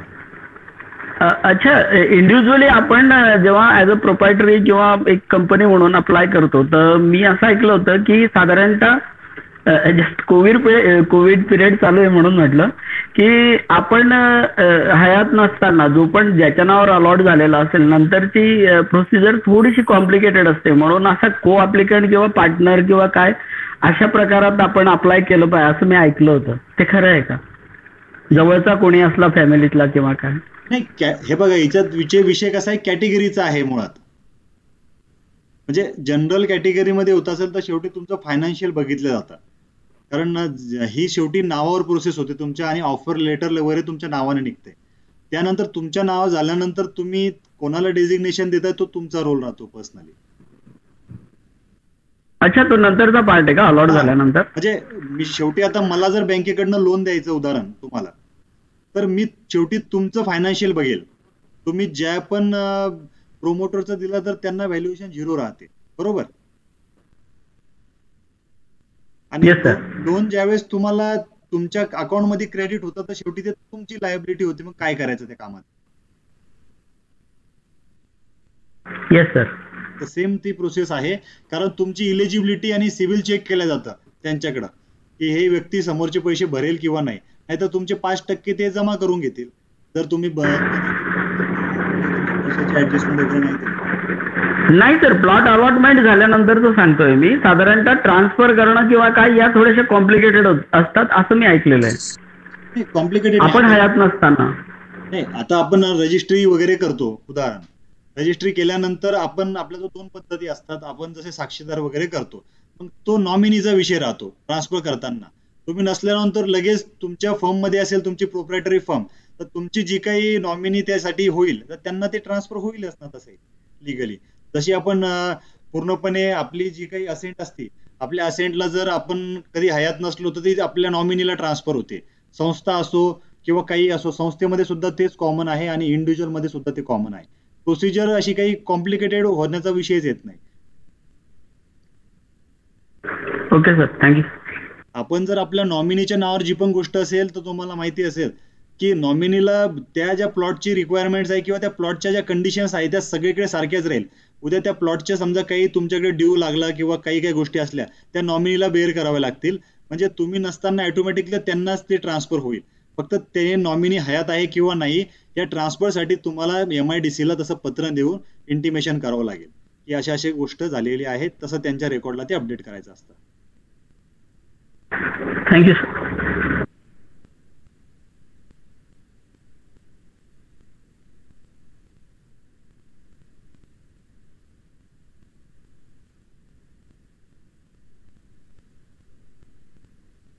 तर सर्वांना लक्षात आलं कुठले कुठले जिल्हे आहेत. तर ज्यांना जुन्या जिल्ह्याची माहिती पाहिजे त्यांनी मला व्हॉट्सअपला मेसेज करा. आणि महत्वाच्या 2 PDF तुम्हाला देतोय मी आज, त्याचं टायटल पण बघून घ्या. ज्यामध्ये एक शासनाचा GR आहे, तो महत्वाचा आहे. ज्यामध्ये बऱ्याच जणांचे प्रश्न होते, आम्हाला काय काय सुविधा मिळतात, क्लस्टर योजनेमधून मला काय काय फायदा होईल, क्लस्टर योजनेनंतर सूक्ष्म व लघु मध्ये आपल्याला काय काय गोष्टी करता येतात, आणि CME GP च्या अंतर्गत अजून काय काय नवीन शासनाने फायदे आणलेले. हे पूर्ण फायद्याची PDF मी सर्वांना लगेच टाकतो. मला व्हॉट्सअप करा, लगेच सर्वांना टेलिग्रामवर टाकतो किंवा टेलिग्रामवर सुद्धा तुम्ही लगेच डाउनलोड करू शकता. तिथून तुम्हाला नक्कीच पूर्णपणे माहिती मिळून जाईल. आता आपण प्लॉट पण बघितला, जिल्ह्यावाईज रेट पण बघितले, प्लॉटचं आपण क्षेत्रफळ पण बघितलं, प्लॉट घेण्यासाठी किती पैसे लागतात याची सुद्धा आपल्याला आयडिया आलेली आहे. तर बऱ्यापैकी आपल्याला सगळ्या गोष्टी लक्षात आलेल्या आहे. त्यामध्ये अजून एक महत्वाचा विषय सांगतो. प्रत्येक प्लॉट घेताना काही जिल्ह्यांसाठी काही वेगवेगळे नियम MIDC ने बनवलेले आहे. त्याच्या उपक्रमासाठी सुद्धा पात्रता दिलेली आहे. आपल्याकडे दिसत असेल बघा आपल्याला डेस्कटॉपला, सर्वजण ते बघा की विदर्भ, मराठवाडा, रत्नागिरी, विना उद्योग जिल्हे, तर यांच्यासाठी शासनाने काही पात्रता दिलेली आहे आणि काही कालावधी दिलेली आहे टक्केवारी. त्याच्यामध्ये तुम्हाला त्या टक्केवारीचा बेनिफिट घेता येईल. मी तुम्हाला सर्वांना PDF टाकतो. PDF टाकल्यानंतर सर्वांनी ते आवश्यक वाचायची आहे. त्यात खूप महत्वाचे पॉइंट्स दिलेले आहे. ज्यांना मोठा प्रोजेक्ट करायचा आहे, ज्यांचा छोटा प्रोजेक्ट करायचा आहे, तर त्यांनी त्या सेक्शनमध्ये त्या ठिकाणी काम करताना नक्कीच करता येईल. त्यामध्ये स्टार्टअप आहे, स्टँडअप आहे, गव्हर्नमेंटच्या हरित औद्योगिकचा सहाय्य आहे, कित्येक कामं ऑलरेडी त्या PDF मध्ये दिलेली आहे. तर तुम्ही नक्की ती वाचायची आहे आणि पूर्ण माहिती तिथून गेन करायची. ज्यांच्याकडे माझा नंबर नसेल त्यांना लगेच मी नंबर कमेंटमध्ये टाकतो. त्यांनी तिथून पूर्णपणे माहिती माझ्याकडनं घ्यायची आहे आणि पूर्ण जी काही माहिती आहे ती समजावून घेऊन नंतर प्लॉटला ऍप्लिकेशन करायचं आहे. प्लॉटची शेवटची तारीख आहे 10 तारीख आहे. 10 तारखेच्या आतमध्ये 1 दिवसा अगोदरच फाईल करा. मी तर तुम्हाला सांगतो आज किंवा उद्या संध्याकाळपर्यंत फाईल करा, कारण वेळेवर कधी ही गोष्ट करायची नाही. अगोदर करूनच तुम्ही तिथं फाईल करायचं आहे. काही जण उशिरा जॉईन झाले असतील तर मग त्यांनी ऑलरेडी आपला व्हिडिओ नंतर बघायचा आहे, जेणेकरून कुठल्या ठिकाणी काय काय किंमत आहे आपण सगळी किंमत सांगितलेली आहे की सध्या काय किंमत चालू आहे. तर ती किंमत तुम्ही तिथं घेऊन तुमच्या फायनान्शियल कंडिशन प्रमाणे तुम्ही तिथं अप्लाय करायचं आहे आणि नक्कीच तुम्हाला प्लॉट मिळेल. कारण अजून जास्त जिल्ह्यामध्ये कुणी जास्त ऍप्लिकेशन केलेली नाहीये, तर ते सुद्धा बघून तुम्ही लगेच ऍप्लिकेशन करा आणि प्लॉट मिळून तुमच्या उद्योगाला सुरुवात करा. हॅलो सर, सर एक प्रश्न होता. ॲग्रो इंडस्ट्रीमध्ये जर उभारायची असेल त्याचं जे प्रोडक्शन आहे ते आम्ही MIDCच्या प्लॉटमध्ये करू शकतो का? म्हणजे जे ॲग्री रिसर्च प्रोडक्ट आहे. नाही, आलं माझ्या लक्षात. जर MIDC पोल्युशन मध्ये असेल किंवा MPCB मधले बरेच प्रोजेक्ट तिथे जर असतील, MPCB माहिती तुम्हाला? Maharashtra pollution control board. हो सर. तर MPCBच्या अंतर्गत असतील तर तुम्हाला परमिशन मिळणार नाही. जिथे हरित क्रांतीचा प्रोजेक्ट असतात, काही हरित क्रांतीचे MIDC असतात की जिथे त्या प्रोजेक्टला चालना दिली जाते, तर तिथलीच तुम्हाला परमिशन मिळेल, तिथं तुम्हाला परमिशन मिळणार नाही. चालेल, थँक्यू. त्याचं कारण पण तुम्हाला सांगतो, एक कारण पण समजावून घ्या. एन्व्हायरमेंटल क्लिअरन्स हा विषय लिहून घ्या. एन्व्हायरमेंटल क्लिअरन्स लागतो MIDCला, प्रत्येक MIDCला कंपल्सरी आहे. तर तिथून तुमचं एन्व्हायरमेंटल कॅल्क्युलेट केलं जातं. तर तिथून जर तुमचा ग्राफ पोल्युशनचा जास्त असेल तर तुम्हाला तशी परमिशन मिळणार नाही. तुम्ही प्रोजेक्टही भविष्यात सुरू केला तर तुम्हालाच अडचण होईल, कारण तिथून काही येणार नाही तुम्हाला. हो हो, MPCB आणि एन्व्हायरमेंटल क्लिअरन्स. हो, त्याबद्दल हे करता का? मग एखादी PDF वगैरे तुमच्याकडे असेल तर तुम्हाला उदाहरणाच्या हिशोबाने मी सांगतो. MPCB प्रोजेक्ट कोणाला लागू असतो? ज्यांचा प्लास्टिकच्या रिलेटेड प्रोजेक्ट आहे की जिथून जास्त पोल्युशन तयार होतं, ज्यांचा बॅटरी लीड ऍसिडच्या संदर्भात प्रोजेक्ट आहे की खूप काही त्यांच्याकडे पोल्युशन जास्त कंट्रोल होत नाही, तर या अशा लोकांना MPCB असतं. की MPCB त्यांनी किती मॅन्युफॅक्चरिंग करायचं यावर डिपेंड असतं, त्याला MPCB म्हणतात, बरोबर. आणि एन्व्हायरमेंटल क्लिअरन्स असं असतं की आपल्या फॅक्टरीमध्ये प्रदूषणाचं प्रमाण किती आहे ते प्रमाण कॅल्क्युलेशन करण्यासाठी एन्व्हायरमेंटल क्लिअरन्स सर्टिफिकेट लागतं. त्यानंतरच आपण MIDCची कंपनी रन करू. तर हे सर्टिफिकेट दोन्ही पण डिफरंट. चालेल, थँक्यू. सर, आपण सांगत होते ज्या जिल्ह्यासाठी आतापर्यंत प्लॉटिंग म्हणजे प्लॉट्स अवेलेबल झाले नाहीत त्यांनी काय करायचं फ्युचरमध्ये सांगत होते आपण? ज्यांनी अवेलेबल झाले नाहीये तर त्यांनी काय करायचं, ऑलरेडी बऱ्याच जणांना प्लॉट अलॉटमेंट झालेले असतील अगोदर. आता हे उरलेली प्लॉटिंग आहे, काही जणांची एक्सपायर्स होतात किंवा बाकी जणांनी आपण जे प्रश्न केला होता काही जणांनी, काही जण रनच करत नाही, मग गव्हर्नमेंट यांच्याकडनं अमाऊंट फोरफिट करतो आणि लगेच त्याची पुन्हा बिडिंग होते.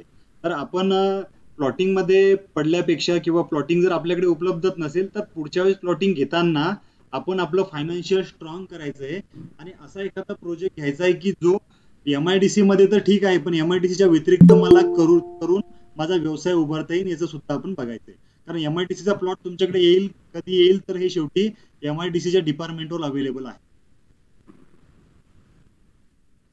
Okay sir. अशा वेळेस तुम्हाला अजून एक आपण एक करू शकतो. तुमच्या एरियामध्ये ज्या काही MIDC असेल त्यांना तुम्ही एक पत्र द्यायचं आहे की मला अशा अशा पद्धतीचा माझा प्रोजेक्ट आहे, उदाहरणार्थ क्लस्टर असेल, CMGP असेल, तर अशा प्रोजेक्ट आहे पण मला जागेची नितांत गरज आहे, कृपया आपल्याकडे काही प्रोव्हिजन असल्यास मला कळवण्यात यावे. म्हणजे एखाद्या ठिकाणी जर जागा असेल पण कोणी उपयोग करत नसेल, फक्त पत्र वगैरे देऊन तो ते आत्ताचा टाइम वगैरे काढत असेल तर तिथून सुद्धा ते त्यांच्यावर कारवाई करून तुम्हाला ते हँडओव्हर करू शकतात. अच्छा. Okay sir, thank you. सर आणखी एक क्वेश्चन विचारायचं होतं सर. बोला ना. आता आपण इंडिव्हिज्युअल बेसवर हे प्लॉट अलॉटमेंट घेत आहोत, पण पुढे जर आपल्याला यामध्ये जर क्लस्टर पर्यंत जर इन्क्रीमेंट करायचं असेल तर मग करता येईल का? क्लस्टर योजना ही खूप मोठ्या लेवलवर चालते. क्लस्टर योजनेसाठी तेवढा मोठा सुद्धा प्लॉट लागतो, कारण 800, 2000, 3000 पेक्षाही जास्त पद्धतीचा क्लस्टर असतं. तर क्लस्टर मध्ये करण्यापेक्षा तुम्ही CMGP करून त्या बिझनेसला ग्रो अप करू शकता. अच्छा. कारण क्लस्टरचा प्रोजेक्ट हा मेगा प्रोजेक्ट मध्ये पकडला जातो की खूप जणांचा सारखा असल्यानंतर क्लस्टर अलॉटमेंट होतात. अच्छा. सर क्लस्टर प्रोजेक्ट हा काय असतो सर? क्लस्टर म्हणजे उदाहरण आता माझ्याकडे समजा माझ्याकडे एक बिझनेस आहे, तर तो बिझनेस आपल्यापैकीच काही जण अशी आहे की त्यांनाही तोच करायचा आहे आणि तो सर्व जणांनी मिळून जर ठरवलं की मला आपल्याला आपल्या एरियामध्ये त्याच टाईपचा मोठा बिझनेस करायचा आहे, मग तो झाला क्लस्टर, तो मेगा प्रोजेक्ट झाला. मग अशा प्रोजेक्टसाठी गव्हर्नमेंट फंडिंग करते, ते पण अनुदानित मध्ये करते, म्हणजे पूर्णपणे अनुदान मिळेल तुम्हाला त्या फंडिंग मध्ये. त्याला तुम्हाला शासनाला रिटर्न पैसे करण्याची गरज नाहीये. असा मोठा प्रोजेक्ट असतो क्लस्टर. म्हणजे ग्रुप ऑफ पीपल लागतील त्यासाठी? नाही, बिझनेस मध्ये तेवढा दम पाहिजे तुमच्या एरियानुसार कॅल्क्युलेट करून. म्हणजे तुमच्या आसपास तो बिझनेस असायला नको त्या कॅटेगरीचा. अच्छा, मोठा प्रोजेक्ट लागेल म्हणजे? हा, प्रोजेक्ट बिग आहे तो, की ज्यांना खूप करोडो मध्ये काम करायचंय त्यांच्यासाठी तो प्रोजेक्ट आहे. तुम्हाला माहिती आपण एक सेशन घेतलं होतं, त्यामध्ये तो त्यांचा लेदरचा प्रोजेक्ट होता. येस सर, माहित आहे. तो 5 कोटीच्या पुढे आहे, जास्तच. येस. तर त्यांना एक्झम्पशन मिळालं ना तेवढ्या पैशाचा. बिलकुल बरोबर. हा, तर मग तो त्यांचा त्या लेवलचा आहे. जर आपण 10 लाख 20 लाख 1 कोटीच्या आसमध्ये करत असतो तर तो क्लस्टर मध्ये पकडला जाणार नाही. क्लस्टर म्हणजे मोठा विषय, मग मोठ्या विषयामध्येच ते तसेच प्रकारचे बीड होतात. तर असा जर तुमचा प्रोजेक्ट असेल तर तुम्ही जर वेबसाईट बरोबर बघितली MIDC ची, तर तिथे तुम्हाला विचारलं जातं जर क्लस्टर मध्ये तुमचा आहे का काही स्कोप. तर क्लस्टर मध्ये जर केलं तर ती जागा तुम्हाला मोठ्या प्रमाणात सुद्धा देतात. म्हणजे कधी कधी 2500चा प्लॉट आहे आणि तुम्हाला 10,000ची गरज पडेल, पण क्लस्टरचा जर तुमचा अप्रुव्हल तुमच्याकडे असेल तर तुम्हाला अजून मोठ्या प्रमाणात तिथे जागा ते उपलब्ध करून देतात. Okay sir. आता म्हणजे क्लस्टर वेगळंच आहे? नाही, एकच आहे, वेगवेगळं आहे. आता त्याच्यामध्ये तुम्हाला एक उदाहरण देतो. आता तुम्ही आपल्या सरकारने ऑक्सिजनचा प्लांट बघितला का तुम्ही? येस सर, बघितलाय मी. ऑक्सिजन प्लांट साठी ते जागा कितीही देता यायला तयार आहे तुम्हाला. म्हणजे क्लस्टर पेक्षा मोठा प्रोजेक्ट म्हणजे 10 कोटी 20 कोटी 50 कोटी पर्यंत देता येते सपोर्ट. आणि सर्व लायसन्स फक्त 15 दिवसामध्ये त्यांनी सर्व लायसन्सच्या नियम व अटी शिथिल करून टाकल्या. त्यांचं म्हणणं आहे की करता येतं ते शासन ऑलरेडी MIDC वाल्यांना सुद्धा त्यांनी अलॉटमेंट केलं की यांना जागेची प्रोसेस लवकर फास्ट करा, कारण ते आता आपल्याला उत्पादन करणं गरजेचं आहे. तर सेम त्याच पद्धतीचा तो प्रोजेक्ट असतो, पण हा मोठ्या लेवलचा असतो. Okay sir. यासाठी सुद्धा आपल्याला याच वेबसाईट वरून अप्लाय करावं लागेल ना? नाही, क्लस्टर साठी अगोदर क्लस्टरला तुम्ही अप्लाय करायचं, ते केल्यानंतर इकडे करायचंय. कारण क्लस्टरचा प्रोजेक्ट तुम्ही टाकताना क्लस्टरला तो मंजूर सुद्धा झाला पाहिजे. त्याची एक वेगळी पॉलिसी असते बघा. ओके सर, ठीक आहे. तुम्हाला इंगळे सरांकडून क्लस्टरची पॉलिसी आली असेल बघा, त्यामध्ये सर्व गोष्टी दिलेल्या आहेत. ठीक आहे सर, मी आतापर्यंत बघितली नाही, पण मी विचारतो त्यांना. हा, त्यांच्याकडनं क्लस्टरची पॉलिसी मागवून घ्या. आणि विशेष म्हणजे CMGP ची फाईल पण त्यांनी चर्चा केली होती आपण त्या दिवशी, तर ती फाईल मागवून घ्या, म्हणजे दोन्ही मध्ये काय काय प्रोजेक्ट करायचे ते दिसतील. येस सर नक्कीच. Thank you sir. प्रश्न आहे विचारू? हो बोला. असं होतं, हे क्लस्टरचं जे आता म्हणतायत ना, तर माझा पण त्याच्या संदर्भातच आहे प्रश्न, की मी जवळजवळ 5-6 वर्ष ते प्रयत्न करतोय पण ते सक्सेस नाही होतो. ते सांगितलं ना तुम्हाला मागे की हर्षल कांबळे ते वगैरे, पण त्यांनी मदत म्हणजे तशी काय होत नाही. पण प्रोफेशनल लोक जेव्हा गेली त्यांच्याकडे, तर त्यांनी आमच्या फायली सबमिट होत्या 5.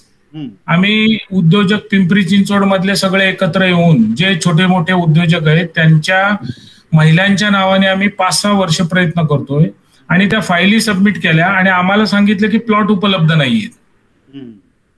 आणि नंतर असं कळलं आम्हाला 6-8 महिन्यांनी की पॉलिटिकल लिडरनी 1-2 एकत्र येऊन ही थीम जी आमची होती नवीन जेव्हा चाललं होतं तेव्हा, तर ह्या लोकांनी आमच्या फायलीची डुप्लिकेट मारून त्या फायली तिथे मुंबईला सबमिट करून तिकडून आमचं रिजेक्शन केलं आणि 3 महिन्यांनी त्यांचं सँक्शन सुद्धा झालं.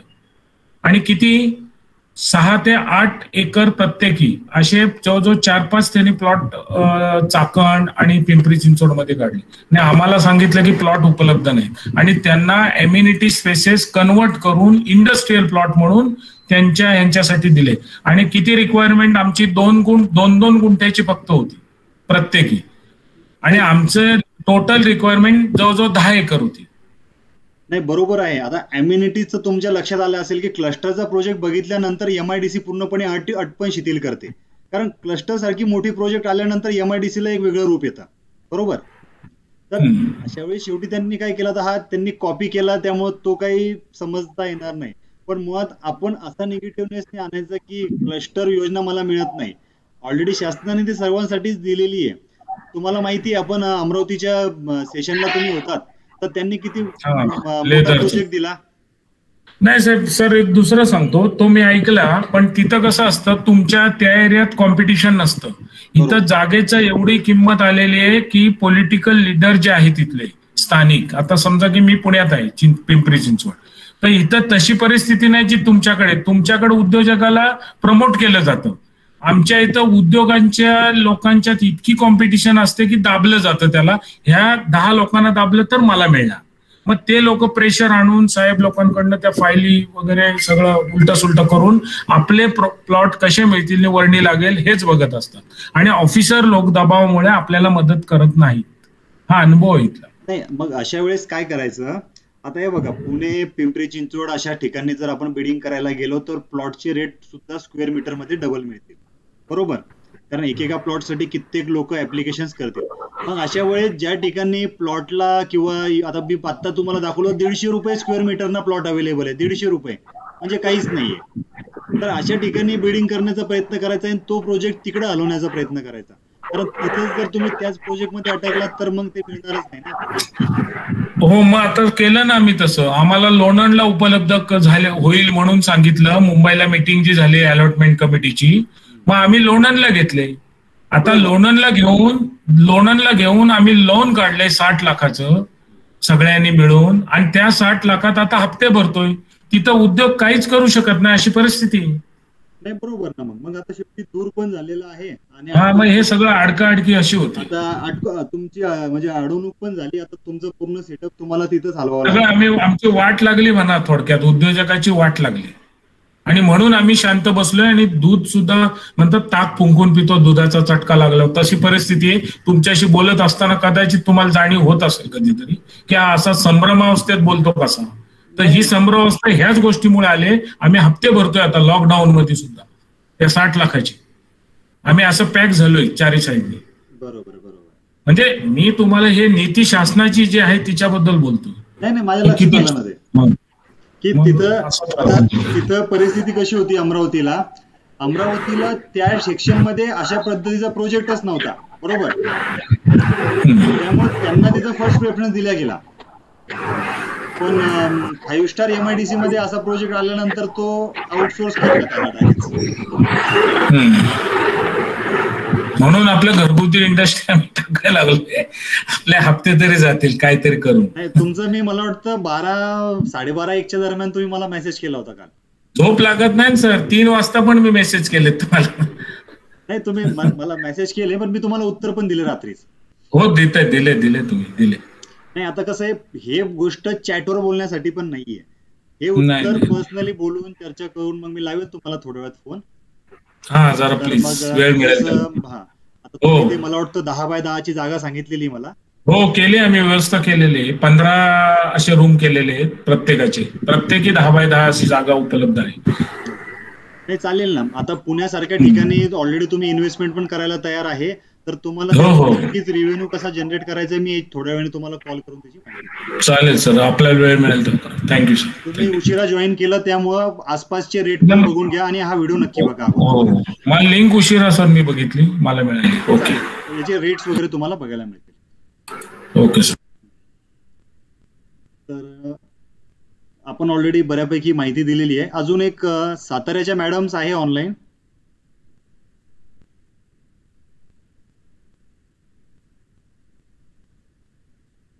ओके, ऑफलाईन आहे बहुतेक. तर ऑलरेडी कित्येक ठिकाणी प्लॉटचं मी दिलंय. बाकीच्यांना 2 गोष्टीच्या PDF पाठवतोय, त्यामध्ये क्लस्टरच्या योजना पण बघायला मिळतील, CME-GP पण बघायला मिळतील. पण क्लस्टरमध्ये गेल्यापेक्षा मला तरी वाटतं CME-GP गेल्यानंतर तुम्हाला ठीक राहील, कारण आता क्लस्टरचं तुम्ही बघितलं काय मिळतंय आणि काय नाही. तर CME-GP सर त्याच्या आम्ही पर्याय काढला होता, तुमच्याशी मागे चर्चा झाली की आम्हाला इंडस्ट्रियल प्रिमायसिस सोसायटी बनवायची आणि आमचे 50 ते 100 लोक सुद्धा आमच्या महिला तयार आहेत इथल्या. औद्योगिक म्हणलो मी तुम्हाला, औद्योगिक सहकारी. नाही, औद्योगिकला सर आम्हाला अडचण येते. प्लॉट हा अनडिवायडेबल शेअर राहतो, कॉमन राहतो, आणि जर उद्या कमी जास्त कुणाला इंडस्ट्री वेगवेगळी करायची असेल तर अडचण येते. म्हणून आम्ही इंडस्ट्रीचं वेगवेगळ्या 2-2 गुंठ्याचं प्रिमायसिस करायचा विचारत आहोत. नाही चालेल ना, ते नक्कीच होईल ते. आणि तुम्हाला एक सांगतो, तुमच्याकडे प्लस पॉईंट असा आहे की तुम्ही वन टाइम मध्ये जर 4-5 बिझनेस सिलेक्ट केले तर शुअरली 2-3 बिझनेस तर लेवरच चालतीलच. अशा पद्धतीचे बिझनेस आपण बघू आणि त्यालाच पूर्णपणे प्रोसेस करू. हा, आम्ही MSME तसंच केलेलं रजिस्ट्रेशन उद्यमचं. वेगवेगळे 15 जण आहेत आमचे, जवळजवळ 8 उद्योग आहेत वेगवेगळे, 15 लोक. चालेल. नाही आता औद्योगिक मध्ये मला तुम्हाला काय करता आलं असतं की ज्यावेळेस सहकार उपनिबंधकाकडे आपण फाईल देतो आणि तुमचा औद्योगिक प्रोजेक्ट जर असला तर शासनाच्या आपल्याला काही गोष्टी मिळतात की जेणेकरून उद्योगाला जर ते चालना देतात तर तुम्हाला एक बॅकअप मिळाला असता संस्थेच्या माध्यमातून. आणि नंतर ग्रो अप करण्यासाठी मोठ्या पद्धतीचे जे काही क्लस्टर सारख्या योजना असतात तर त्याला फर्स्ट प्रेफरन्स आपल्याला घेता आला असता, बाकी काही नाही. सर संस्थाच करायची ना आपल्याला, पण इंडस्ट्रियल प्रिमायसिस. हो, आलं लक्षात माझ्या. हा, म्हणजे औद्योगिक नुसतं म्हणलं तर प्रिमायसिस वेगवेगळ्या होणार नाही. बरोबर, तसं करायचंय. हा, त्या पद्धतीचेच आपण करू. ते अगोदर कारण मी एक सर आम्ही भोसरीला इथे केली, आम्ही स्वतः केली, पण आम्ही तिथं आमचा रोल हा होता की कॉन्ट्रॅक्टर म्हणून, आणि मी त्याचा आर्किटेक्चरल प्लॅनर होतो. माझा एवढाच रोल असल्यामुळे मला त्याच्यात सहभाग नाही घेता आला. बरोबर आहे, कारण तुम्ही पार्टिसिपेट होऊ शकत नाही ना प्रोजेक्ट मध्ये. नाही, मी आर्किटेक्ट होतो आणि माझे पार्टनर कॉन्ट्रॅक्टर होते. नाही, मग असं झालं तो प्रॉब्लेम. नाही चालेल ना. आपण आता तुम्ही आता एंटरप्रेनरच्या माइंडने आपण विचार करतोय, त्यामुळे फक्त बिझनेस प्लस आपला सेटअप यावर आपण कॉन्सन्ट्रेशन करून कंटिन्यू करू. Yes okay sir, thank you. चालेल. तर आपण सर्वांच्या प्रश्नाची उत्तर पण घेतली, प्लस प्लॉटला बिडिंग वगैरे कशी करायची ती सुद्धा आपण केली. पुन्हा अजून आजच्या व्हिडिओच्या माध्यमातून पुन्हा सांगू इच्छितो, ज्यांना शासकीय ई निविदा भरायची कशी ऑनलाईन ह्याचं जर प्रशिक्षण घ्यायचं असेल, शासकीय निविदा भरताना सुद्धा तुम्ही पैसे कमवू शकता. तर ज्यांना शासकीय निविदा भरायची कशी, घर बसल्या जेम पोर्टलला बिडिंग कशी करायची हे जर शिकायचं असेल तर अमरावतीला माझा लेटेस्ट सेमिनार चालू होतोय. तर त्या सेमिनारचा उद्या आपण एक फ्री डेमो घेतोय 1 ते 1.5 तासाचा.